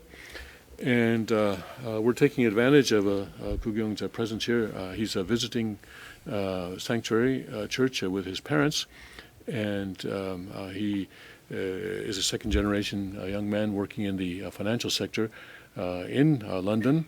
And he's very articulate and very well informed about what's going on there. And so we're just talking about the various things, picking his brain about these things. I wanted to, if my computer will let me, I wanted to go into, okay, here we go, the national health system in the UK. And because, of course, Obamacare is a big issue here, and Democrats managed to put it in place during the term of President Barack Obama. For 7 years, the Republicans promised that as soon as they gained power in both the House and the Senate and the White House, that they would repeal and replace it. And now that they did that in January, they haven't done that. They have not done it, repeal and replace. Although it's been 9 months since the president was inaugurated. And so President Trump now is saying that he will take it apart piece by piece, and so now he signed an order stopping the subsidies to the insurance markets, which was, by the way, basically he was complying with a court order, with a court decision which found that these payments were illegal in the first place. Yeah. Because what they were was that Congress never passed an actual funding bill for them. And so what the administration had been doing under Obama and under the first 9 months of the Trump administration was that they were taking money that was supposed to be used elsewhere and diverting them to this purpose. And a court found that to be illegal. Yeah. And so President Trump said, "Okay, let's do what the courts say, and let's stop those payments." And so the Democrats are saying, "Oh, people are going to die." But let me try to lead into this discussion. I want to pick Koo Kyung's brain on the British system.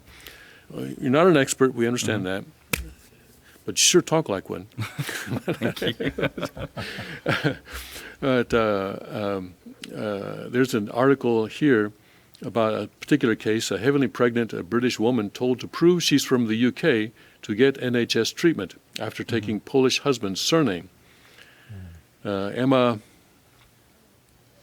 Schwajak, I guess, Harris, 26, received a letter accusing her of not producing the documentation despite her claim she'd never been asked for it in the first place. Let's see, the 26-year-old who was 8 months pregnant said it was a disgrace that she was sent the letter accusing her of not producing the documentation, claiming she had never been asked for it in the first place, the Cambridge News reported. I have absolutely no why I received it other than my surname, she said, whose Polish husband works for Cambridge University. As I'm pregnant, I'm going to the hospital a lot at the moment, but no one has at any point asked for my credentials, which as a born and bred Brit are completely sound. So I'm stumped and angry that women in my condition who are anxious enough as it is should be made to worry about their access to care. Now, obviously, this is the first time any of us have heard of this situation. But previously, in our discussion about Brexit, you mentioned about how UK citizens can receive health care in other countries with, I guess, there's kind of a card, right? Yeah. And then also citizens from other countries can receive health care in the UK Correct. with I guess, a card from their national health care system. Yeah. And this is not really going in the direction I wanted to. But I wanted to talk about NHS because that is a single-payer system, which the United States has. Well, there's been a fight over this, I guess, ever since what we call socialized medicine was introduced by, I think, by Franklin Delano Roosevelt in the 1930s. Isn't that right? Is that about what time it was? So, yeah. And even recently, California, the Democrats in California, the state legislature, tried to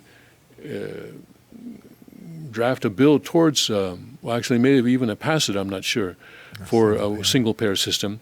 And I think the governor vetoed it, as I believe, or maybe they dropped it, I think. I'm not sure what finally happened to that. Yeah, but don't recall. Yeah, but basically they found that they couldn't afford it. It would cost much more than their entire state budget or something like that. Yeah. So I wanted to find out from Koo Kyung, how do people in the UK feel about their national health system? Is it working? Are people happy with it? I think probably most people would say a lot more could be done. Definitely, when you think about waiting times for certain critical care, there are certain operations which take a lot longer than required. People definitely have said that they've had to wait far too long. But equally, a lot of people would equally say the treatment has been quite good. They have received one of the best cares that they have ever. It has the turnaround has been quite quick because even as a doctor you are allowed to make the distinction between what's critical and what's not critical. So if a person wants to go to an emergency room, for example, let's say you had an accident, but you talk about waiting times. So it depends on the accident. So let's say, for example, you are going to be, let's say you're bleeding out.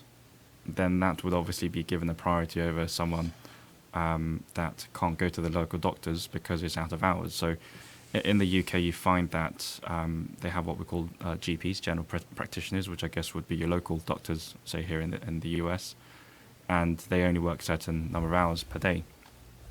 You can call them out outside of hours, but it's very hard to try and find someone normally. So as a last resort, a lot of people go to the accident and emergency department within the hospital, which has one. On average, you wait, say, anything between 3 to 6 hours to see a doctor.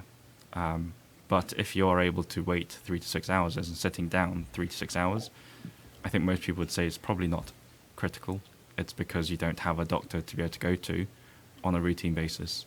But for those which are, I guess, closer to what they might classify as trauma, because you have either been shot or you've someone has stabbed you, for example, and it's a life-threatening case, then those definitely would receive a priority over others. What about the cost? I imagine, for example, you have a regular job, you have a full-time job, and I imagine something's being deducted from your pay to go into that system, right? Correct. So we Can I ask what percentage of your salary is being diverted there? It's a very good question. I've never really calculated. I guess I've You never, don't look at your pay stub? I do look at my pay slip, but I've never looked at the percentages. And I guess for me, I'm a strong believer in paying for things like the health service. So I've never had any issues about how much is going out from my salary, if you will, because at the end of the day, it's a service I need. And if I am not using it, equally, I'd like someone else to use it in my place as well. So I've always been of the mind, if I pay into the system, it's there for me if I ever need. But equally, if I don't need to use it, then someone else can use it as well. But have you ever considered that this money that you're paying could be used more efficiently so that the cost would decrease? That's certainly true. I think definitely there have been a lot of cases whereby arguments have been made on all sides of political parties saying the money's not being used smartly. Some would say actually when Tony Blair and Gordon Brown as the Labour government had come in, they had burdened the hospitals with bureaucracy, if you will, which I believe the Tory government now are trying to decrease somewhat.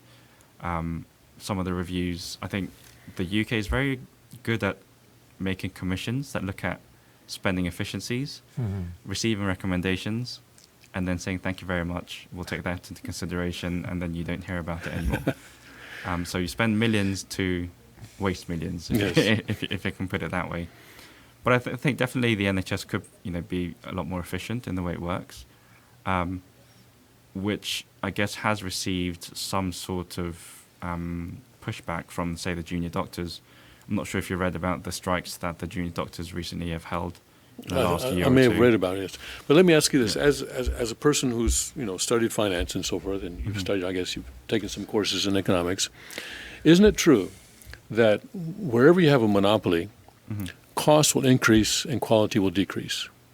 So, not having studied economics, but definitely as a general rule, yes, I Yes. do agree. Yes, competition generally, my understanding is, depending on the sector, can decrease the costs. So if there were competition, as opposed to a single payer system that you have now, if there were competition, wouldn't that bring down the cost and improve quality? It could potentially, but then the natural following on question would be, who pays for it? And how about those who can't afford it? Because within the UK, I guess there are two categories of people that pay into the system versus people who are paid by the system. And so those who are paid by the system, they are still entitled to that free healthcare. So if we bring in competition and you have to pay for it, who will pay for it?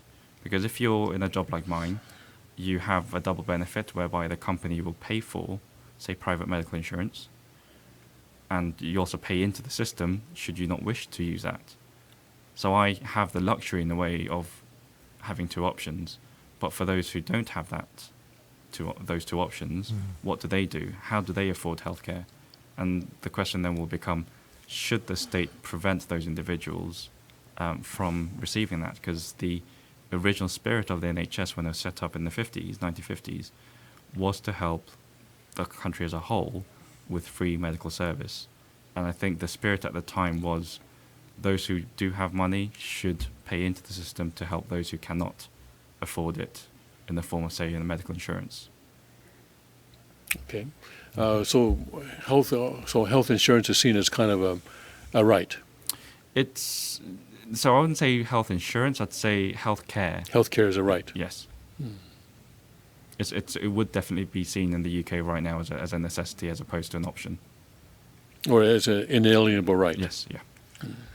As a right versus a responsibility of citizens to manage and for the government to help out where needed, but not necessarily all. Yes. I think it's very I think that's the view over here by some, at least at the government. I think Republican side is that the government can be in a position to provide a safety net for those who might need it, and then you have to define that group, and that others can be part of a competitive market, and therefore there's both responsibility as well as care for those that have a need and don't have the means. But couldn't these safety nets be provided in the private sector? As opposed by, so there's an assumption that there has to be a safety net. Okay, there has to be a safety net, Yeah. and the government is the only institution that is capable of providing that safety net. But I wonder if that assumption is true, Yeah. and I wonder if that assumption needs to be examined. Maybe charitable organizations can provide such a safety net, and people like you who feel that people who cannot pay for it still deserve the health care could pay into those kind of. For example, I don't know if let's just use the Red Cross as an example. Let's say that the Red Cross it's not a very good example, but let's say something like the Red Cross could provide health care. So, because right now what it is that people like you who have regular jobs and a good income are compelled to pay into the system. And I wonder if that is, for one thing, is that the most efficient? Because as you said, there's a lot of bureaucracy involved. Whereas if you had competition, the organizations that provide health care more efficiently would prosper, whereas those that have the layers of bureaucracy like the government would not be able to do so. If people saw that, for example, here in the United States, who was telling us that every some of our taxpayer money is used for social welfare. But what happens is that out of every dollar that we pay into social welfare, only 26 cents actually goes to the people who need it. And that the 74 cents goes to the layers of bureaucracy there. And that's obviously a very inefficient situation. Whereas if we had a situation where we had private organizations competing to provide social care, in your case, health care, then a lot more than of that dollar, not 26, but maybe 50, 60, or even 80 cents would actually go to the people who need it.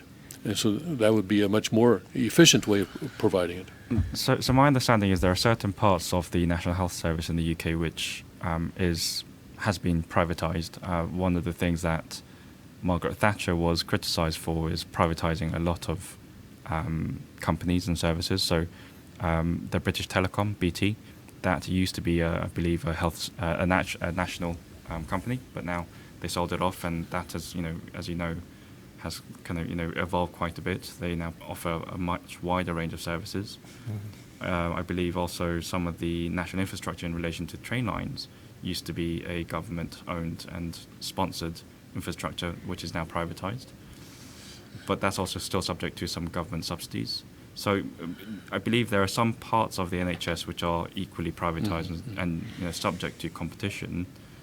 But I believe probably the fundamentals are probably still government owned, and that's probably something right now they wouldn't want to compromise, because some of the healthcare services, I guess you take some of the more extreme ones like cancer, would you want that to be subject to competition, given actually the medical research happens outside of the government anyway? Private companies pay for research because at the end of the day their profit and loss is determined by how good a drug they produce. Well, cancer is another sensitive topic because I think what we're finding is that at least in America, pharmaceutical companies are not really allowing drugs to come in, that they're lobbying the government to prevent certain cures from coming in. In that, was talking yesterday, we were talking about yesterday that there are certain cures that the Americans can only use if they go out of the country. Oh, No, it's illegal to use them in the United States because they're not FDA approved. But I think as a general rule, if we were to examine this closely, I think we would find that greater competition would provide better services. You mentioned the telephone company. Americans in your generation will not remember, but I remember when all American telephones were black, and they looked exactly the same. Do you remember that? Party lines. Yes. Remember that? They were black. Right. It was because there was one company, AT&T, I guess, or Bell Telephone, or it was Bell, right? It was Bell, yes. And then they divided that up, yes, into what they called the baby bells. right. And then, of course, we had the explosion that we have today. You would probably not have the iPhones or that we have today if we still had that Bell Telephone Company. No, I think as a general rule, competition does drive down costs because if you offer a service at, say, $20 an hour, and I offer one at 15, and you offer one at 12, and everyone sees that actually with yours you do get a slight premium, but not worth the extra 10, and with mine it's a little bit better, but maybe it's actually worth more of a $2 raise as opposed to the 3. There'll be a competition between us, and you'd be sidelined altogether. And eventually we'd be looking to improve our services. Maybe the cost comes down as a result of that. So I would either go out of business or I would have to cut figure out a down way your, of, Exactly. So from that perspective, it makes complete sense. I guess it's a case of, and with most business models that try to do this, it's how aggressive will you be in terms of the way you drive down the costs or you become more cost efficient. One of the key differences in healthcare plans is the high deductible, low cost, and then the higher cost and just copays. Those two extremes, and for young people that are generally healthy and are making good money, then a higher deductible, low cost makes sense. I mean, practically speaking. So one of the differences with competition is you can offer different sorts of plans, and not just one size fits all, which is the argument against the single payer in Obamacare. Let's take a break now. We'll come back in a minute or so.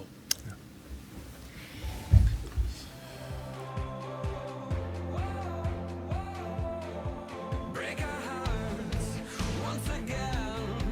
Help us to remember when we were only children hoping for a friend.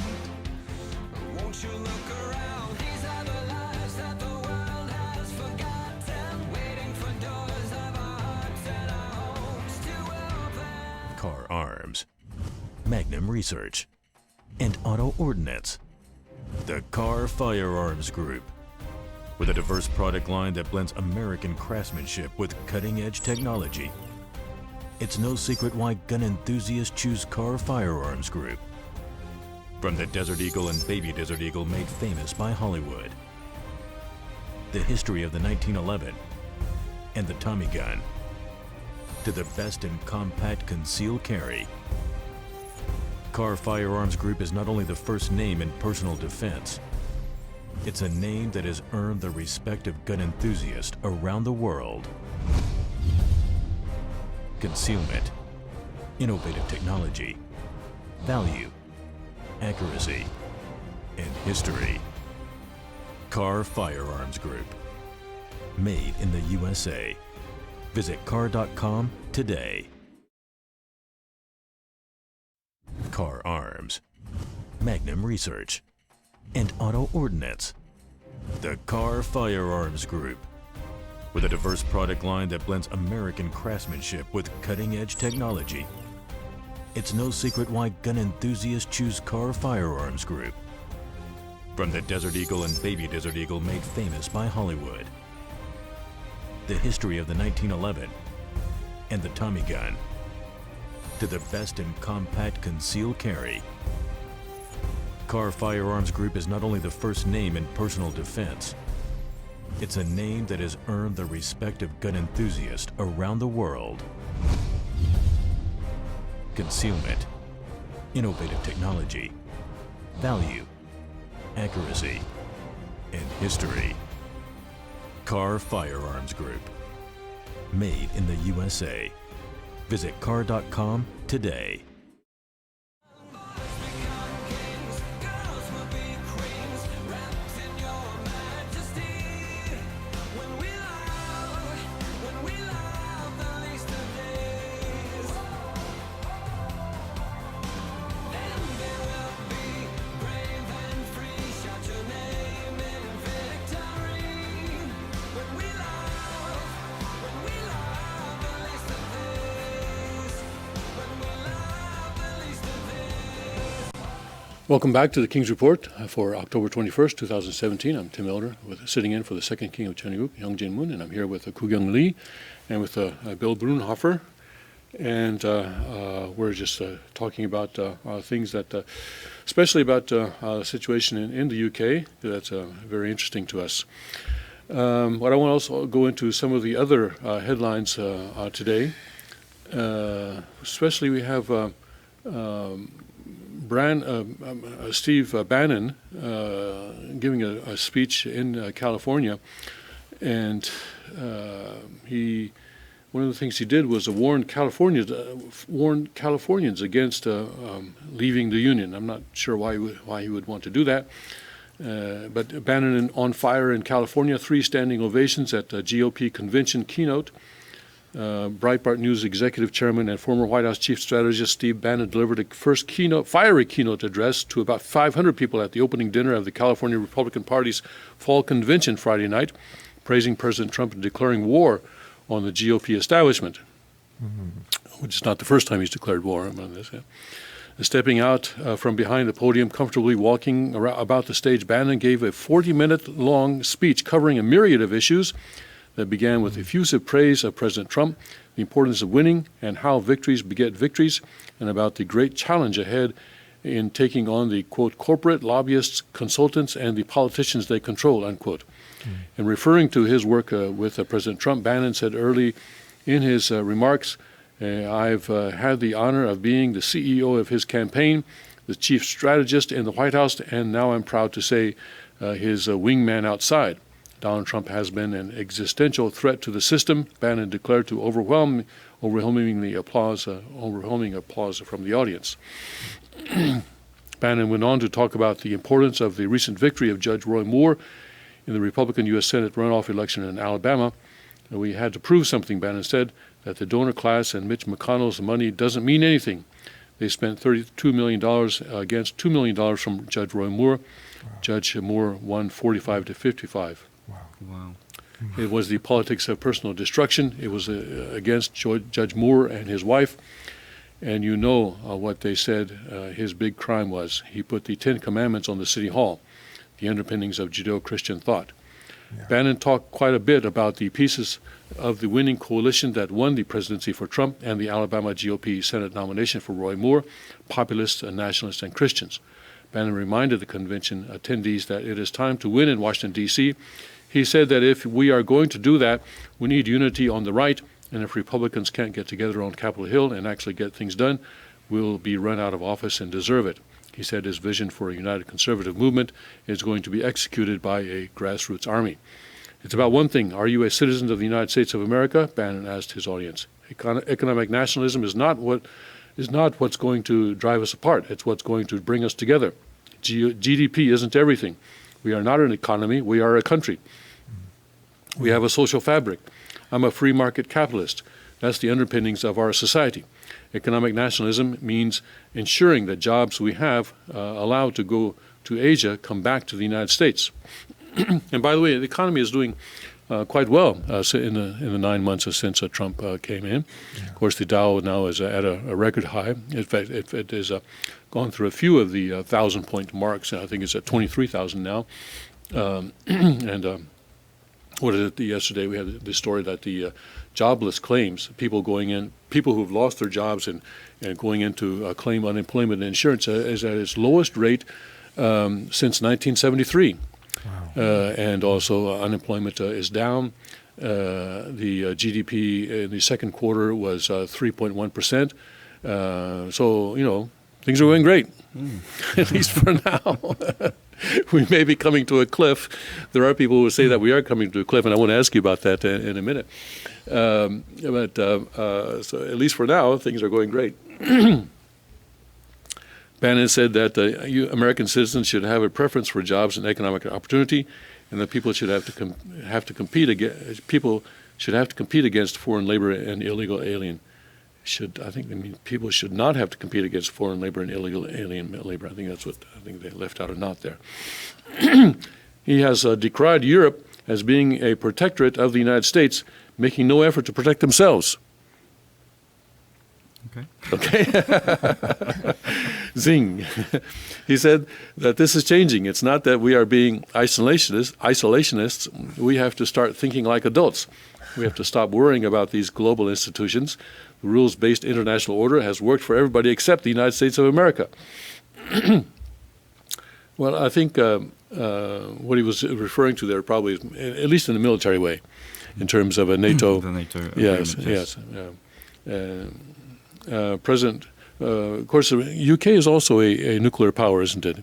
Yes. Yes. And it's a member of the UN Security Council. Yeah. President Bush embarrassed himself, Bannon said, as he offered stinging critique of President George W. Bush after the former president's recent public criticisms of President Trump. It is clear he didn't understand anything he was talking about.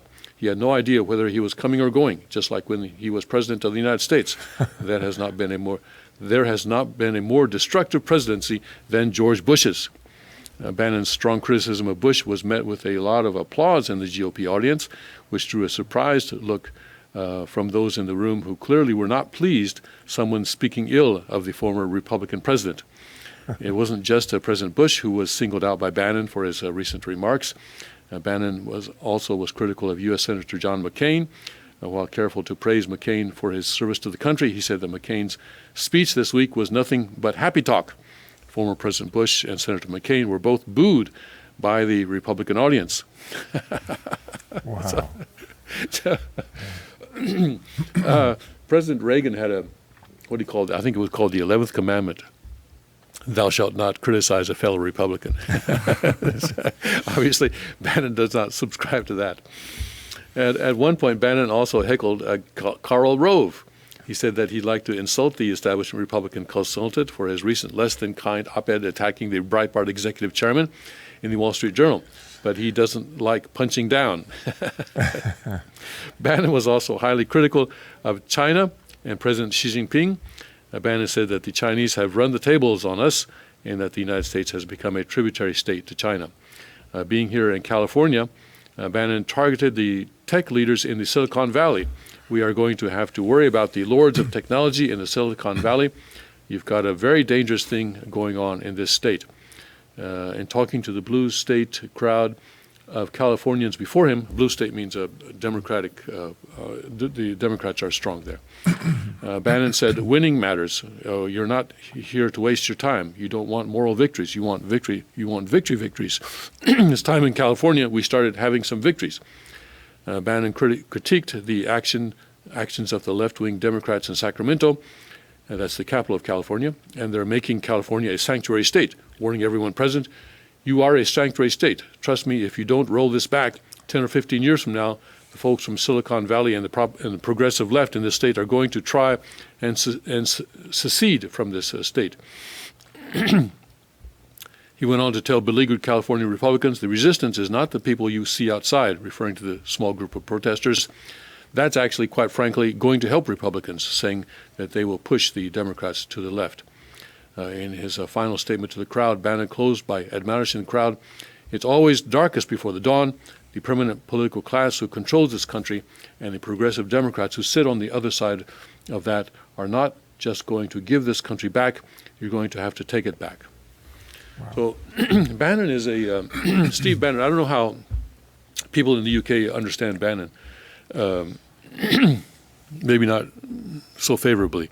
But to be honest, he hasn't really made the news. He hasn't really made the news? Probably because the Trump tweets I see. have had great attention Great attention, I for see. obvious reasons. Well, Steve Bannon is kind of a, how would I explain it? Kind of a one-man wrecking ball, I guess, and he wants to be. He wants to. So he sees like you said, he was President Trump's chief strategist for a while until he was pushed out by people who are more of a sort of a globalist mind by people who are in there now. But he and the people who support him say that the Republican Party, Democratic Party, basically the same. There's really not much difference. That what he calls here the permanent political class, and that's what they're a part of. And when he talks about, he says, let's take back this country. He's talking about the average American, the working class American, but also the average American people taking back sovereignty and ownership of the country, of the United States of America. And so in order to do this, he helped President Trump become president, win the election last year. And he did some things in the White House as well while he was there. And now that he's been pushed out of the White House, he's declared war on the GOP establishment, on the GOP wing of that sort of political class that he sees. And so, for example, we're going to have elections next year for the entire House of Representatives and 1/3 of the Senate. And he says that he's going to put up a lot of challenges to Republicans at the primary election level, where the Republican Party is deciding which candidate they want to have in the general election. And he's going to challenge a lot of incumbent Republicans and Democrats as well, but especially Republicans. And so it's quite unusual for him for a person like him, at least someone who calls himself a Republican, to be criticizing a former president, Republican president, George Bush. Quite unique, isn't it? Quite unique, but a lot of people, I guess, a lot of people agree with him, Yeah. because George Bush, so we say, he's part of that political class. And this may be, I don't know, correct me if I'm wrong, but this may be one of the fundamental differences between the United States and Europe, where the United States was founded based on the idea that there shouldn't be a permanent political class.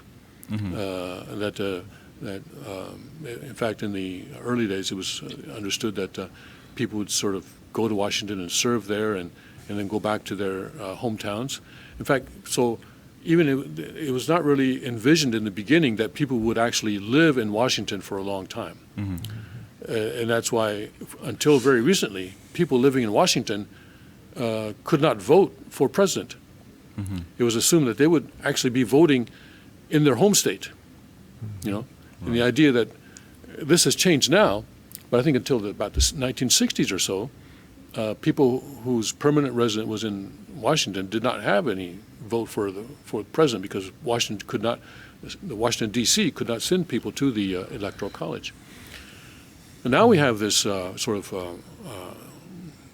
over the centuries, over the past couple of centuries, especially during the 20th century, developed this political class, the class of people who I see as being kind of parallel to the European aristocracy, who said that, okay, we're in charge of the country, we're in charge of running the country, and everybody else, you can farm your farms, you can do your business, everything like that, and our job, we're the professionals in the political sphere. And Bannon is a reaction against that. And the election of President Trump was a reaction against that by a lot of Americans. At least that. So the idea of returning to this, like there's a citizen soldier, then there should be the citizen statesman, the citizen representative, who's. I think today many of those, like state representatives, the Congress and senators, they do go home to vote. They do go to their home states when they vote, but that political class has grown, and where politics has become a career, and then there's this argument that unless you're a career politician, And for bureaucrats too, because the political class includes those career Yes. bureaucrats, and particularly those in And we high often call it the positions. deep state. The deep These are the state. people who stay there in their jobs no matter who is president, no matter which Yeah. party is in power. And eventually run the levers because they control what's actually happening on the ground. Yeah. In spite of the politicians that come in and come and go, Right. they maintain this certain political class preference and prejudice. I used to live in the suburbs of Washington, D.C. Yeah. And the sort of the kind of not really a joke, because it was actually quite true, was that real estate prices would always go up when a new president or a new party came into power. Because the party that comes into power brings people in from the other parts of the country. Yeah. The party that is now out of power, their people, they don't go away. They stay there. They stay there. The demand goes higher. They either get jobs, they either have jobs in the government bureaucracy, or they get jobs in think tanks waiting for their next opportunity. So real estate prices the demand for real estate would always go up whenever there was a new party in town. Didn't they call that the revolving door theory? Yes, Where- the revolving door, yes, is when, well, revolving doors is something a little bit different, where, for example, if I'm, and we had an example of this, where if I'm working in a government agency that is in charge of regulating a certain industry, then I leave that government agency and go to work for a company in that industry. Yeah. I thought that applied to the politicians as well, senators and congressmen. Yes. Who were unelected, essentially, would then go into, say, your K Yes. Streets and Yes. think tanks to work for those as a. Yes, that's Become right. a lobbyist. As lobbyists, yes. Consultant. Yes. So we had, what was this article I'm trying to think of right now, but we had one like that just recently, very, very flagrant situation, yes. So President Trump has tried to stop that by saying that the people who work for him are not allowed to lobby for a certain number of years after they leave their government 10 service. years, I think, is the yes, something number. like that, yes. No, I think in comparison to the UK, I mean, definitely the politicians will go back to their, local areas to vote, but equally they have what they call surgeries during the week as well within, the UK Parliament as well as back home, where people are invited to attend certain sessions and raise grievances, but equally you can write into them. I have heard of a lot of cases whereby your local member of Parliament will write to certain local, because you have, I guess, two tiers. You have the local council, and then you have your member of Parliament. And the member of Parliament will write to your local council saying, this is one of my constituents, I don't think you're doing your job properly, please go and look at it and actually come to a resolution. Yeah. Okay, let's take another 5-minute break, and we'll come back with more news after this. us, who will be like Jesus to the least of these? If not us, tell me who will be like Jesus to the least of these? Boys become kings, girls will be queens, wrapped in your majesty. When we lie.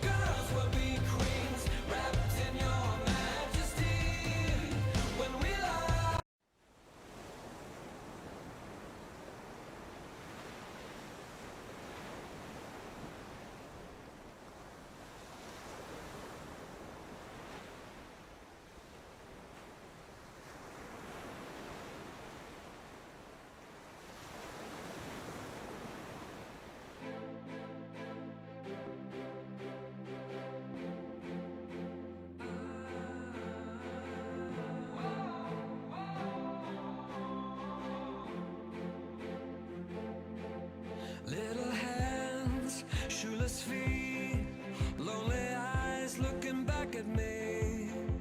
Will we leave behind the innocent to grieve on their own, on the run, when their lives have only begun? These could be our daughters and our sons. And just like a drum, I can hear their hearts beating. I know my God won't let them be defeated. Every child has a dream to belong and be loved. Boys become kings, girls will be queens, wrapped in your majesty. When we love the least of these, then they will be brave and free. Shout your name in victory. When we love the least of these, when we love the least of Welcome back to the King's Report for October 21, 2017. I'm Tim Elder, sitting in for the second King of Changyuk, Hyung Jin Moon. I'm here with Koo Young Lee and with Bill Brunhofer. Some interesting things going on around the world. North Korea has written a letter to the Australian Parliament. Oh. North Korea has taken the unprecedented step of writing to the Australian Parliament in a blistering letter that demonizes U.S. President Donald Trump and which offers Australia assurances of its highest consideration. Right. What's that mean? What does that mean? Foreign Minister Julie Bishop, who revealed the existence of the unprecedented letter to Fairfax Media on Thursday, said the missive was a clear sign international diplomatic pressure and economic sanctions on North Korea over its nuclear program and repeated tests of intercontinental ballistic missiles were beginning to work. Mm-hmm. Yeah. So North Korea is trying to divide the alliance, I guess, the Western alliance against it, the international alliance, I guess. The letter was written by the powerful Foreign Affairs Committee of the DPRK, Supreme People's Assembly, and sent via North Korea's embassy in Jakarta to Australia's Indonesian embassy on September 28th. From there, it made its way to Ms. Bishop a week later. North Korea has repeatedly threatened the United States, Japan, South Korea, Australia, and other Western allies, warning last week after Ms. Bishop's visit to South Korea that Australia would face disaster if it continued to, quote, follow the U.S. in imposing military, economic, and diplomatic pressure upon the DPRK. The letter criticized Mr. Trump's fiery warning in a speech to the UN in September that his nation could totally destroy North Korea, and states that, quote, if Trump thinks he would bring the DPRK, a nuclear power, to its knees through nuclear war threat, it will be a big miscalculation, unquote, as, quote, the DPRK has emerged as a full-fledged nuclear power, unquote. The letter urges the parliaments of different countries, it has apparently been sent to other nations that want peace, other countries that want peace, to discharge their due missions and duty in realizing the desire of mankind for international justice and peace with sharp vigilance against the heinous and reckless moves of the Trump administration. Ms. Bishop said it was unusual for the Foreign Affairs Committee, rather than the state news agency KCNA, to be used to communicate with Australia. This is the first letter that we can find that any Australian foreign minister has received from North Korea. It's an open letter. This is not how they usually send messages around the world, she said. I read this as showing that the collective strategy of allies and partners to impose maximum pressure on diplomatic and economic sanctions on North Korea is working. This is a very unusual step of issuing an open letter of this character. Those two UN Security Council resolutions, which were embraced by China and Russia, impose for the first time sector-wide comprehensive sanctions against DPRK, and most of those sanctions have to be implemented by China. So I think that this shows they are feeling desperate, feeling isolated, trying to demonize the U.S., trying to divide the international community. Ms. Bishop said the Trump administration had been much more proactive in making robust threats against North Korea, and, quote, that has changed China's calculations, unquote. I think that's true, that China now believes, and I think is beginning to believe, and I think they need to believe, that Trump is just crazy enough to attack. And because they believe that, they're actually doing something about North Korea. I remember when the election results came in for the US, and it was obviously confirmed that Donald Trump had become the president. There were a few people near me that said, "So we've just basically given that guy the codes to nuclear warfare." Yes, and that's correct. And I think that that news, that realization, basically helped some people understand, and people in China especially understand that the era of appeasement is over. Definitely. And I think that was very important, and I think that was very important for world peace. May sound ironic, but I think that's true. And who said a little bit crazy was never a good thing, right? Pardon? Who said a little bit of crazy was never a good thing? Yeah, that's right. Exactly. Well, when you look at the behavior of North Korea, it's like an adolescent, spoiled child, if you want to sum it up and characterize it pretty accurately. And if you appease to mollify a spoiled child by giving them what they want or a piece of what they want, and allow them to go unrestrained in their outbursts and bad behavior, you're going to get more bad behavior. So you have to stand up and be an adult with them.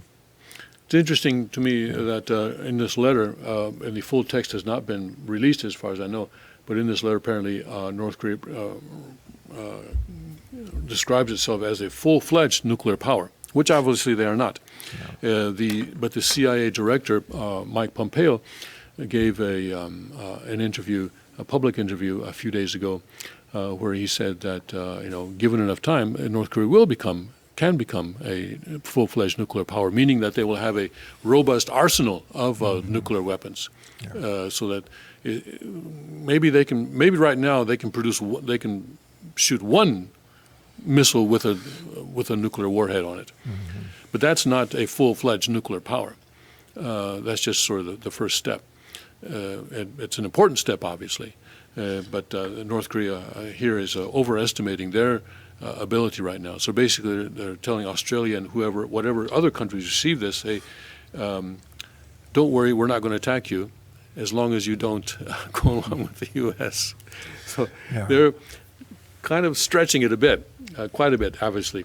Well, at the same time, if they can shoot one, that would be, and even if it's not accurate, yes, it's still. Yes, it still represents in people's minds and creates this image in people's minds that it's a huge threat. Yes, because it is.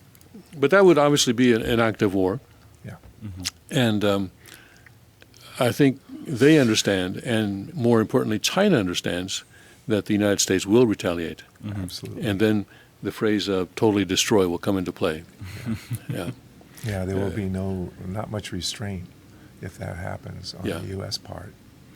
And so earlier this month, the CIA was this official at the CIA was predicting that there would be a North Korean missile probably fired on around the 9th or 10th of October. That turned out not to be true. I was predicting that no, it's not going to be the 9th or 10th. I was predicting the 18th. I was also wrong. So for some reason, North Korea is very, very quiet these days. No missiles. I think in the entire month of October, there's not been a single missile firing from North Korea. Yeah. And but there are, coincidentally, there are naval exercises going on right now around the Korean Peninsula between the United States, South Korea, and Japan. So they may have something to do with it. I think right now Kim Jong-un understands that he so much as flinches a muscle, he's going to get attacked. I think he understands that, and that's a good thing. Mr. Bishop said Ms. Bishop, said the Trump administration had been much more proactive, and et cetera, et cetera. At the same time, Australia has been making the case to Beijing that if North Korea defied the Security Council, then that undermined China's status as a P5 member, P5 meaning a permanent member of the Security Council, and as a regional and burgeoning global power. Laui Institute Director of International Security, Ewan Graham, said it was reasonable to assume that with the letter, they are trying to pick off allies. That's why Australia would be on that list of parliaments that had received the letter. This is effectively an invitation to have high-level access to send an Australian delegation from Seoul. He said, now would be a good time for Australia to exercise its still existing, even if off and on, diplomatic relations with the North. We do have a copy of that letter. I'm sorry, yeah, we do have they did publish a copy of that letter. Let me read the full text then, if I can get it large enough that I can read it. They published a photograph of the letter, and here's what it says. Embassy of the Democratic People's Republic of Korea, Jakarta, 28 September 2017. The Embassy of the Democratic People's Republic of Korea, DPRK, in the Republic of Indonesia presents its compliments to the Parliament of the Commonwealth of Australia and has the honor to inform that the Foreign Affairs Committee of the DPRK Supreme People's Assembly sent the open letter to the Parliament of the different countries.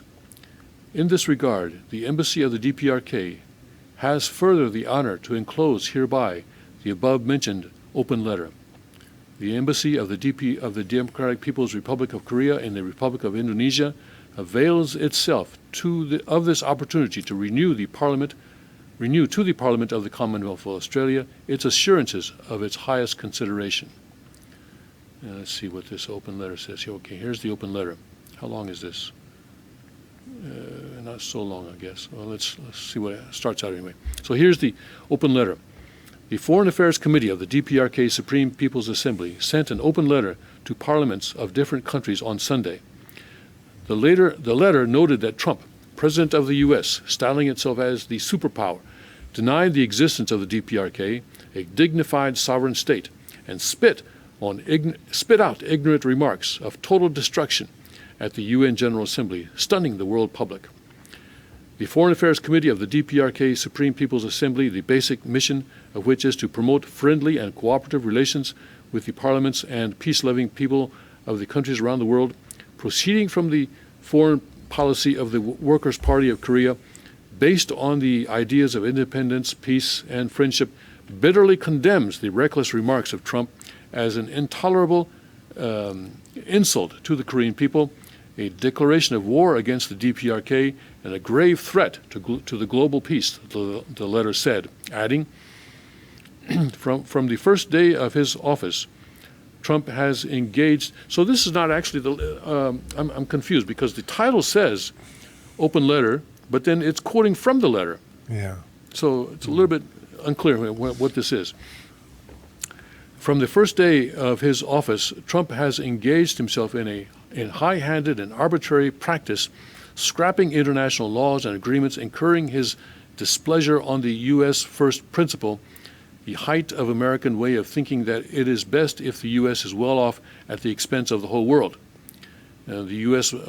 Brought to their knees those countries devoid of principle, narrow-minded, and selfish countries seeking after their interests with its nuclear stick, and forced and then cooked up the illegal sanctions resolution against the DPRK to deny the elementary right to existence of the Korean people and check their normal economic development in breach of the inviolable UN Charter by abusing the UN Security Council.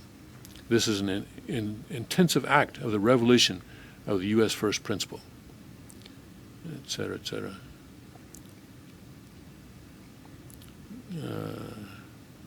Anyway, the last paragraph, the Foreign Affairs Committee of the DPRK, SPA, takes this opportunity to express belief that the parliaments of different countries loving independence, peace, and justice will fully discharge their due mission and duty in realizing the desire of mankind for international justice and peace, with sharp vigilance against the heinous and reckless moves of the Trump administration trying to drive the world into a horrible nuclear disaster. All right? So we don't know which countries received this other than Australia. And what it went through Indonesia gives you the impression that Indonesia is collaborating in some way with the letter, it or just the means that sentiment that's there? Indonesia is a country where both countries have embassies. Yeah. So they can sort of, I guess, reach across the wall or something, or Okay. deliver it there. Vienna used to have this kind of a role, where the North Korean embassy in Vienna was a major point for communication with the West. Okay. Yeah. So I think that's why they chose to do that. will put it through. So I don't think the government of Indonesia had any involvement in this. Meanwhile, Trump is expected to pressure China's Xi to rein in North Korea. This is a Reuters article.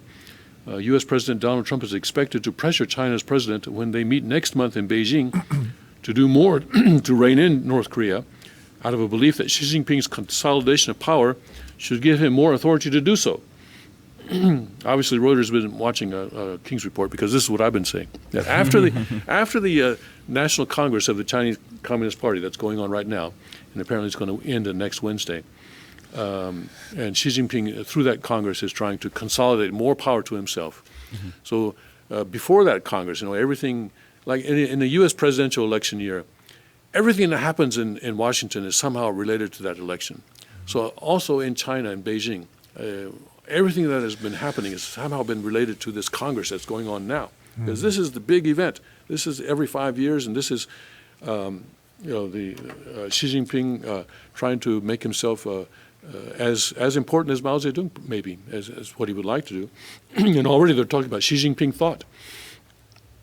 So President Trump is going to Beijing after that Congress, which I think is good timing. And he thinks that once Xi Jinping has consolidated all that power to himself, then he has no more excuses. Trump leaves November 3rd on a trip that will take him to Japan, South Korea, and China, Vietnam, and the Philippines.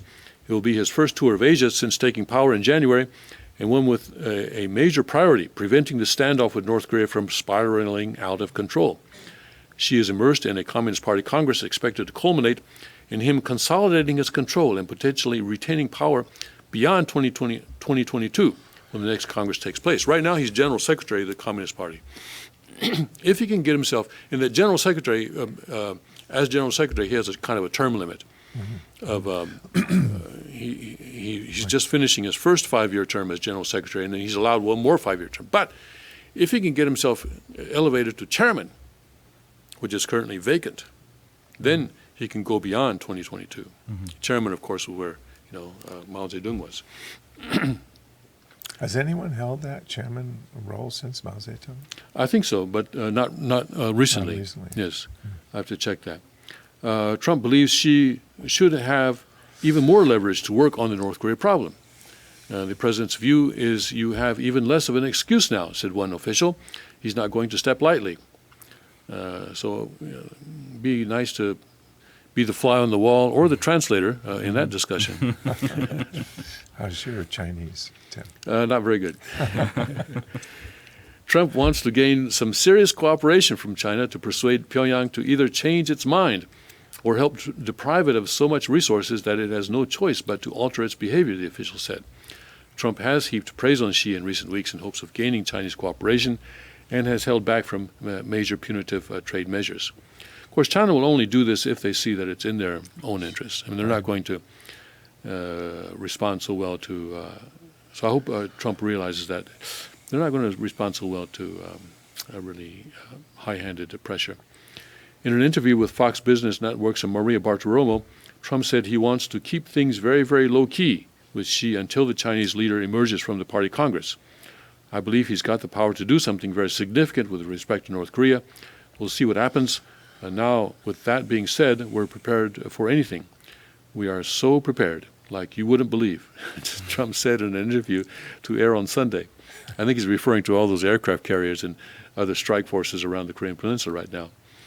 Trump has traded bitter insults with North Korean leader Kim Jong-un, using his speech at the United Nations, we know about that, to dismiss Kim as a rocket man on a suicide mission, etc.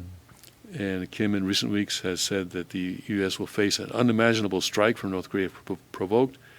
And CIA Chief Mike Pompeo said on Thursday that North Korea could be only months away from gaining the ability to hit the United States with nuclear weapons. Of course, one thing that I think Pompeo did not address was this report that was submitted to Congress, what is it now, last week? This is Saturday, so I think it was last week that a commission appointed by Congress submitted a report to Congress saying that North Korea actually has another way of attacking the United States and be a very devastating attack. That would be an EMP attack, where the nuclear weapon is exploded above the atmosphere and take out a like a satellite, yes, and that would take out a significant portion of the U.S. Electrical grid. And according to this commission's report, that would result in the death of 90% of Americans within 1 year. Yeah, that was sad. Wow. That was stunning. That report. That was stunning. Maybe kind of, sometimes the reports are so stunning that you just want to stick them in the bottom and just close your eyes and put your head in the sand and pretend it doesn't exist. But North Korea probably has that capability today. Yeah, we were visiting with our son over in Indianapolis, last week, and we mentioned it to him, and he heard about that, and he did some research on it, and he read the article on that potential, and he said, "Yeah, it is frightening." It's he said his assessment was it's a little out there in terms of possibility, but it is something to really take seriously. I think people say it's out there because it's out there in terms of the possibilities that we want to consider. True. It's Well, and also technology, that they'd actually have that technology, because you don't consider them that technologically capable. So in two respects. But it seems that actually this is more the more low-tech way of doing it, because it relieves them of the need to develop a warhead that can re-enter the atmosphere. And that's actually one of the big problems that they may not have been able to solve yet. Because right now, when we look at the missiles that they've fired over Japan, the missile, or the good part of the missile, seems to burn up as it is entering the atmosphere. so this EMP is it can be exploded above the atmosphere, so it does not re-enter the atmosphere. So in a sense, it's even lower tech than. Yeah. Because you And need to go out. it's viewed that it's still very effective at the ground level in So- taking out the systems. Yeah, well, so it may not kill many people, it's right then, but it will take out electrical systems. Yeah. And it'll have a rollout consequence ending in death. Yes. Yeah. through the- Hospitals and everything because- was affected. Well, what we saw in Puerto Rico was that the hurricane took out the electrical grid, Right. and that meant that people didn't have water. And so the mayor of San Juan got in front of the microphone and said, "Hey, we're drinking creek water here." I mean, modern people are just not accustomed to living without electricity. So water, of course, gasoline for our cars. You go to a gas station, it's electricity that's pumping that water out of that tank, Sure. that gasoline out of the tank in the ground. Internet, of course, Sure. I mean, can anybody live without the internet these days? All the logistics. Refrigeration, the systems, food. refrigeration. And if you look at the kind of a social unrest that would occur as a result of that, and people not being able to prepare food or store food, even or have to food. to Maybe. acquire food, right? Riots and so Riots and just the ability to acquire things to eat and to be able to live in a situation. Basically, you're being put back into the 18th century, I think. Yeah. So that is something that maybe people should take. And the thing that Congress did, though, was that once, as you said, this commission came up with a report, and they said, "Thank you very much." And then they disbanded the commission. We'll take it into consideration, but thank you for the work. Right. They, Right. This commission, one of the recommendations was that they be allowed to study this situation further. But Congress basically said, "Thank you very much. We'll go have lunch now." Yeah, and Tim, isn't this possibility has been known for decades, hasn't it? The possibility has been known, yes. That there is that possibility that Yes. this kind of thing can be Yes. technologically Yes, implemented, yes. and it just But now we have a state that would do it. will do it, yes. It has the desire and motivation to do it, and also the perhaps the capability, very much so the capability of But at doing the it. same time, they have to know we have nuclear submarines that are not dependent upon this grid Right. in this place because they're independently operated Yes. with nuclear power. They're, Yes. they're a whole independent entity. Yes. And to what extent is that one EMT explosion over the U.S., does that take out the power grid of the world? No. Of the world, no, I don't think so. I don't think U.S. and Canada's grid are connected, for example. Yeah. Yeah. And like you said, who knows, like Y2K was going to be the whole undoing of the whole country, right? Electronically, wasn't it? Y2K? The whole world, I think. The it was, world yeah. was going to, end up back in the dark ages. And so this whole thing is theoretical in part, isn't it? Because no one's ever done it. Well, no one's ever done it, yes. Thank you. If someone had done it, we wouldn't be sitting here Exactly. Yeah. in front of a camera talking through the internet. All right, let's take a break now. We'll come back with more news from a Chinook perspective after this. I'll grab a drink.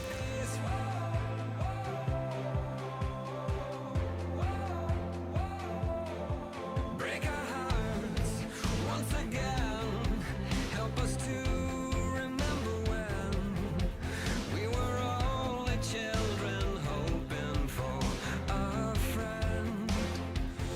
Won't you look around? These are the lives. Car Arms, Magnum Research, and Auto Ordnance. The Car Firearms Group. With a diverse product line that blends American craftsmanship with cutting-edge technology. It's no secret why gun enthusiasts choose Car Firearms Group.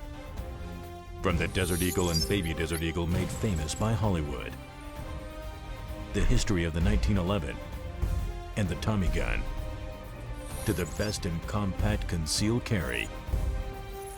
Car Firearms Group is not only the first name in personal defense, it's a name that has earned the respect of gun enthusiasts around the world.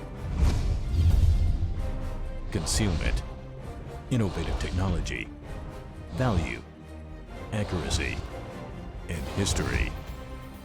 Car Firearms Group. Made in the USA. Visit car.com today. Has forgotten, waiting for doors of our hearts and our homes to open. Boys become kings, girls will be queens, wrapped in your majesty. When we love the least of these,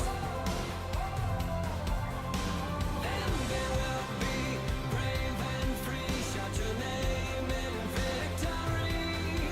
When we love the least of these, when we love the least of these,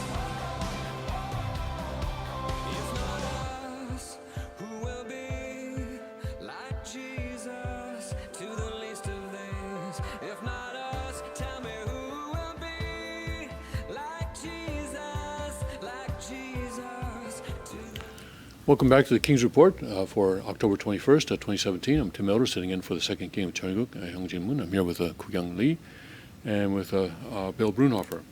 Just going through some of the other headlines that we have today.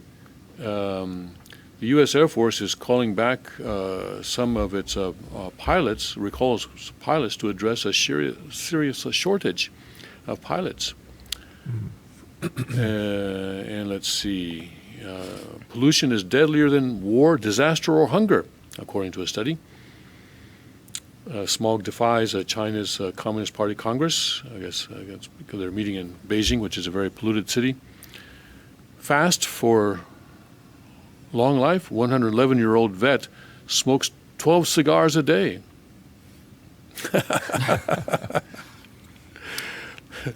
Must be the human miracle. That's yes. Sounds like he probably. Oh, does by the not way, I inhale. think I read an article that the UK National Health System will not, NHS will not do surgery for smokers or something like that. Did you read that? That's news to me, actually. Really? Let me see if I can pull it up. Because I know there's always been this case that the reason why the government have not been able to eradicate smoking is because it brings in more money than it costs. I see. Well, here, this is the Telegraph on the 17th. or what is that? This the 17th? No, yes, 17th. The NHS will ban patients from surgery indefinitely unless they lose weight or quit smoking under controversial plans drawn up by Hertfordshire. Is that how you pronounce that? Hertfordshire. Hertfordshire. Yeah. Sorry. So I get what is Hertfordshire? It's an area in England. Where the NHS headquarters? No, I don't think so. Hmm. I mean, it must be one, unless it's one particular hospital that's taken the stance. The restrictions, thought to be the most extreme yet to be introduced by health services, immediately came under attack from the Royal College of Surgeons. Its vice president called for an urgent rethink of policies which he said were discriminatory and went against the fundamental principles of the NHS. See, Americans would read that and say, see that? See what happens when you get a single-payer system? You get death panels. You get people deciding who's going to live and who's going to die. That's how many Americans would react to this kind of an article. But anyway, we digress. Yeah. So if you want to need something, it has to be approved by someone who's going to triage it and then do a cost-benefit analysis and check and see whether we have the budget for it. And there'll be committees tell for you. each stage. Yeah, really. And their findings will be forgotten. Right? It took more than 111 years for Richard Overton to have central air conditioning. The nation's oldest veteran, who still lives in the Austin home he built 70-some years ago, recently had a home makeover, courtesy of Meals on Wheels of Central Texas, the Home Depot Foundation, the City of Austin, and Honor Flight. The mustard shag carpet was ripped out in favor of wood paneling. There's new kitchen appliances, a walk-in shower, a new hot water heater, and finally, central AC. In the summer, it'd be hot as hell in there, said Volma Overton, who's the third cousin with Richard. In the winter, it'd be cold as hell. So both hell. A different all year hell. round. There's a cold one and a hot one. The remodeling of the home, as well as the much-needed addition of central air conditioning, was all done to help take care of Overton. In August, the World War II veteran was rushed to the hospital with pneumonia in both lungs, the second time he's dealt with the illness in 2017. About a week later, he returned to his Austin home on Richard Overton Avenue, back to his beloved porch. So he has a street named after him. The porch is where Overton spends roughly 10 hours every day when the weather is nice. His friends call it his stage. It's where he smokes 12 cigars a day and sometimes enjoys his favorite drink, a whiskey and Coke. Wow. Right now, Overton is free of pneumonia. He lost a lot of weight, but he's gained a couple of pounds back, which is amazing, Volma said. It's amazing to hear someone his age is gaining weight. Overton stayed in a hotel during the remodeling. When it was time for the big unveiling, Overton was led up the steps to his home, but before he opened the front door, before he walked the new wood floors, saw the walk-in shower, or felt the cold breeze of AC, he did something else. He lit up a cigar on the porch. So the key to long life is 12 cigars a day and alcoholism. Yes, apparently so. Whiskey and Coke. Oh, my goodness. Of course, if he didn't smoke, maybe he'd live to be 150. Probably. I don't think I'll try this. And even longer if he doesn't drink. Another interesting article, at least to me, is that the drop in teen birth rate helps drive decline in fertility. So the decline in fertility in the United States is the fault of teenagers not having babies. Actually, their biological clocks may be ticking, but fewer U.S. women are listening, at least fewer young women. The country's birth rate hit a record low in 2016 with 62 births per 1,000 women of childbearing age, but that top-line figure conceals the main driver of the decline. Of course, I think all or almost all OECD countries, the developed countries, are experiencing a decline in birth rates. And I think, in fact, this is one reason I think that Germany is so eager to bring in migrants, is because given current demographic trends, they cannot support their economy, Yeah. in the future decades. problem, of course, is that the migrants that they're bringing in are not integratable, shall we say, into the existing culture and society. They're bringing in a radically different culture and society, the Islamic culture and society. Yeah. Even the ones who are not terrorists are not integrating themselves into German society. And so this is why people talk about the Islamization of Europe. I don't know if people in UK are talking about that, but if you talk about the next 30, 40, 50 years, it would seem that Islam would finally accomplish its centuries-old dream to conquer Europe by displacement, not by war, but by displacement, and a few terrorist incidents here and there. Yeah. Right. Yeah. Okay. And it is curious that you would, because of your tolerance, bring anyone in, even people who are intolerant of your tolerance, Yes. which is exactly what's happening. Yes. And it's a curious thing, and we do the same thing. I think there are some countries in Europe, I think Sweden's one of them, where they also have found that the birth rate has declined quite a bit, so they actually encourage couples to go on holiday, because they say by doing that it increases the chances of pregnancy, and so hopefully that will lift the population. I think a friend of mine also from Singapore, they were telling me that if you're not registered as being in a relationship or married at the age of 30, the government will invite you to a social networking session where the ultimate aim is obviously for you Oh to no, the find- government's becoming a pimp. Now, so whether that happens or not, I obviously have not witnessed it myself, but I've heard that these gatherings do happen.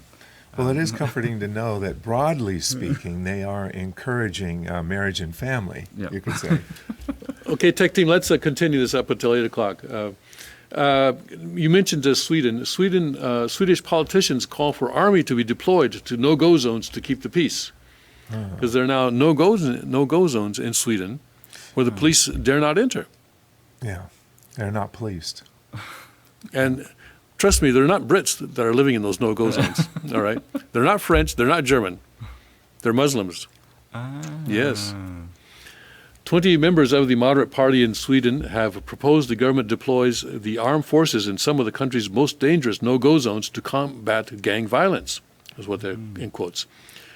They're not British gangs, though. All right, these are not skinheads from Britain that are causing the trouble. Trust me, they're Muslims. Moderate party politician Mikhail Siderbrat made the proposal this week, saying the situation in our areas of exclusion has deteriorated. The gangs have taken over and the police have had to retreat. Swedish law no longer applies there. And they're not mentioning that it is Sharia law that is applying there. It's Muslim law, that's Islamic law that is applying there. Siderblat was backed up by 10 other moderate party members who signed a motion to deploy members of the Swedish armed forces in the heavily migrant-populated Stockholm suburbs of Hulanda, Norsburg, Tensta, Riksby, and Husby.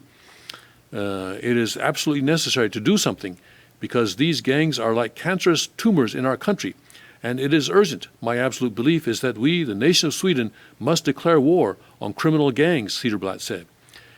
They're not gangs, they're terrorist groups. Probably. It is the responsibility of the state to maintain the law, especially the police, but the police today do not have the numerical ability to maintain public order, he added. In certain no-go zones, police have been brutally attacked, some of which has even been caught on video. In Rinkeby, police have been trying to build a new, more secure police station for months, but have been unable to find building contractors due to the danger of working in the area. It's bizarre that they actually have no-go zones. I've never heard of a state within the state whereby a different law governs Yes. that specific area. But this is happening in Sweden. It's also happening in France. In certain Muslim neighborhoods in France, there's Sharia law. Because in the UK, Sharia law coexists with UK law. So, some of the Muslim people who have got married and they want to break the union, if you will, they will also, if they want to, or they have the choice of going through the Sharia courts that exist, in England. But as far as I know, there is no area or place or street in England whereby the UK laws do not apply, because Sharia law exists and that's deemed to be sufficient to govern that specific area. I mean, otherwise we'd have it in places like Manchester and Birmingham, which are known for having a lot of, the Islamic faith people there. London too. So I've never heard of specific pockets. Obviously, within the mosques, they probably will be governing, self-regulating, but equally, they do acknowledge the fact that the UK laws exist, and therefore they will follow those as much as they can and when they can. Does the fact that Sharia law is implemented in certain areas of the UK, does that make you and other people around you feel that this is part of a trend of the Islamization of the UK? I wouldn't say so. I mean, personally, I haven't ever felt that way. I think because most of the Muslim friends that I have, thankfully, are not radical. And they also do respect that, as they are in the UK laws essentially have supremacy over Sharia law. When the push comes to shove, it will be the UK law that comes into force as opposed to Sharia law. I guess what they would say equally, though, is that they would ask the UK government to respect the fact that Sharia law does also apply to them. So unless there's a direct conflict between the UK law and Sharia law, that they do, where there are differences, but they're not directly conflicting against one another, that they would respect that.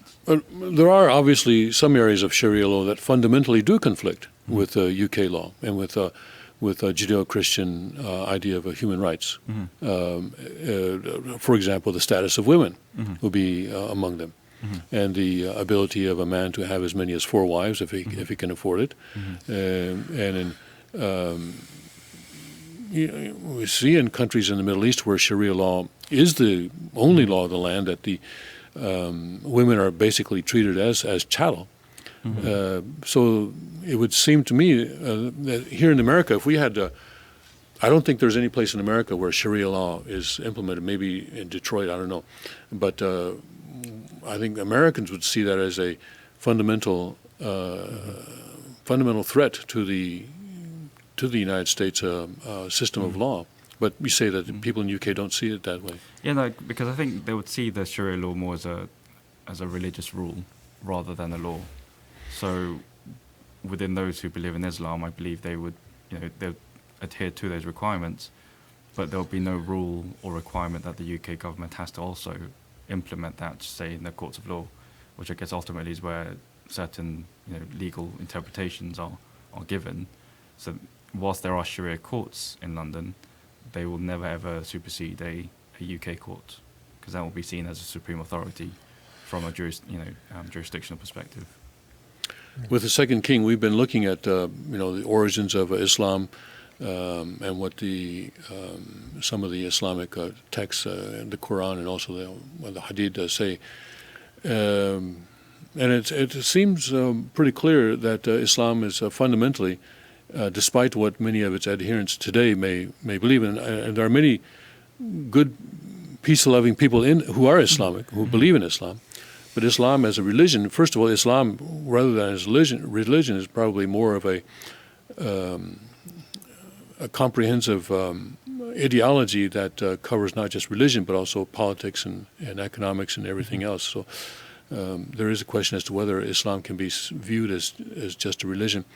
But fundamentally, though, it would be a violent religion. For example, that Muhammad, the founder of the faith, having cut off the heads of 800 Jews himself, or the way in which he married a 6-year-old and started having sex with her when she was 9 years old. I think there are many, many warning signs about Islam being given to the West right now. My wife was looking at some videos by a Korean pastor on YouTube where this man had been in a Korean missionary in Iran for quite a while. And he returned to Korea after being kicked out of Iran, returned to Korea to really sound the warning bells for Korea, because Islam is also growing in Korea, although not nearly as much of a problem as it is in the West, but still it is growing. Saying, hey, this is not compatible with our fundamental beliefs, not only Judeo-Christian culture, but also Korean culture. But people in the UK don't feel that kind of sense of urgency at all. I don't think so. I think definitely should we receive more terror attacks in the coming months or weeks, where it's clear that's come from places like ISIL. Maybe that, I mean, definitely there is an insecurity in the sense of when someone sees what they believe to be fitting the profile of a terrorist, say someone who's bald with a beard, backpack, bag, not looking very friendly. There are some individuals that will get a little bit suspicious and maybe decide not to jump on the train or on the bus. But I'm not sure that could be said to be countrywide. I mean, definitely, maybe your next guest should be someone from Manchester or Birmingham, because they can give you probably a more unique view on how that's perceived there. Definitely, after the Brexit vote, one of the things we did see was an increase in racial crimes, hate crimes, whereby certain, I guess, individuals or certain demographics were targeted. So in Manchester and Birmingham, definitely, I believe they did see an increase in Islamic people being attacked. In London, I believe they saw just a general increase of anyone who wasn't considered to be a Caucasian. So have you, as a non-Caucasian, experienced that? Me personally, no. I think it's probably because maybe I just don't look friendly when I'm walking down the road. So I've always been left alone. But equally, I think I generally know where to go, which avoids maybe certain hotspots for those. I think when you walk in a direction and it's very clear you're going to go somewhere and you're not going to really be disturbed, I think most people leave you alone. When you look a little bit more vulnerable, and I guess it's a bit unfortunate because there are some individuals that look more as an easy target compared to others. They do get hit first. So would you say overall that English law prevails and trumps any Islamic custom that abridges that law? So in other words, the law is not going to allow an honor killing. Correct. Yes, they would never. Or if they heard about, genital mutilation, would not be allowed in this country. Well, actually, it does occur. Social It's services illegal. would get It's illegal involved. in America, but it does happen. Unfortunately, we've discovered that. Yeah. I mean, definitely, there were a few cases in the past where a daughter, for example, was honor killed by her parents because they had arranged a marriage. She had broken that. Yeah. Those parents were charged with murder. Yeah. And that's happened here. There's been occasions too. All right, we have to cut this very interesting discussion short, I'm afraid. We'd like to thank Kugan for being with us this Thank you morning. for having me. You and Bill, thank you for coming in again, and appreciate your being here. And I think we've touched on a lot of areas where people can go on the internet and research themselves. And maybe you have something that you'd like to say and would like to appear on the King's Report. Please let us know if you would. All right, let's bring this broadcast to an end now. So have a good day, and may God bless, Godspeed, and may His kingdom come.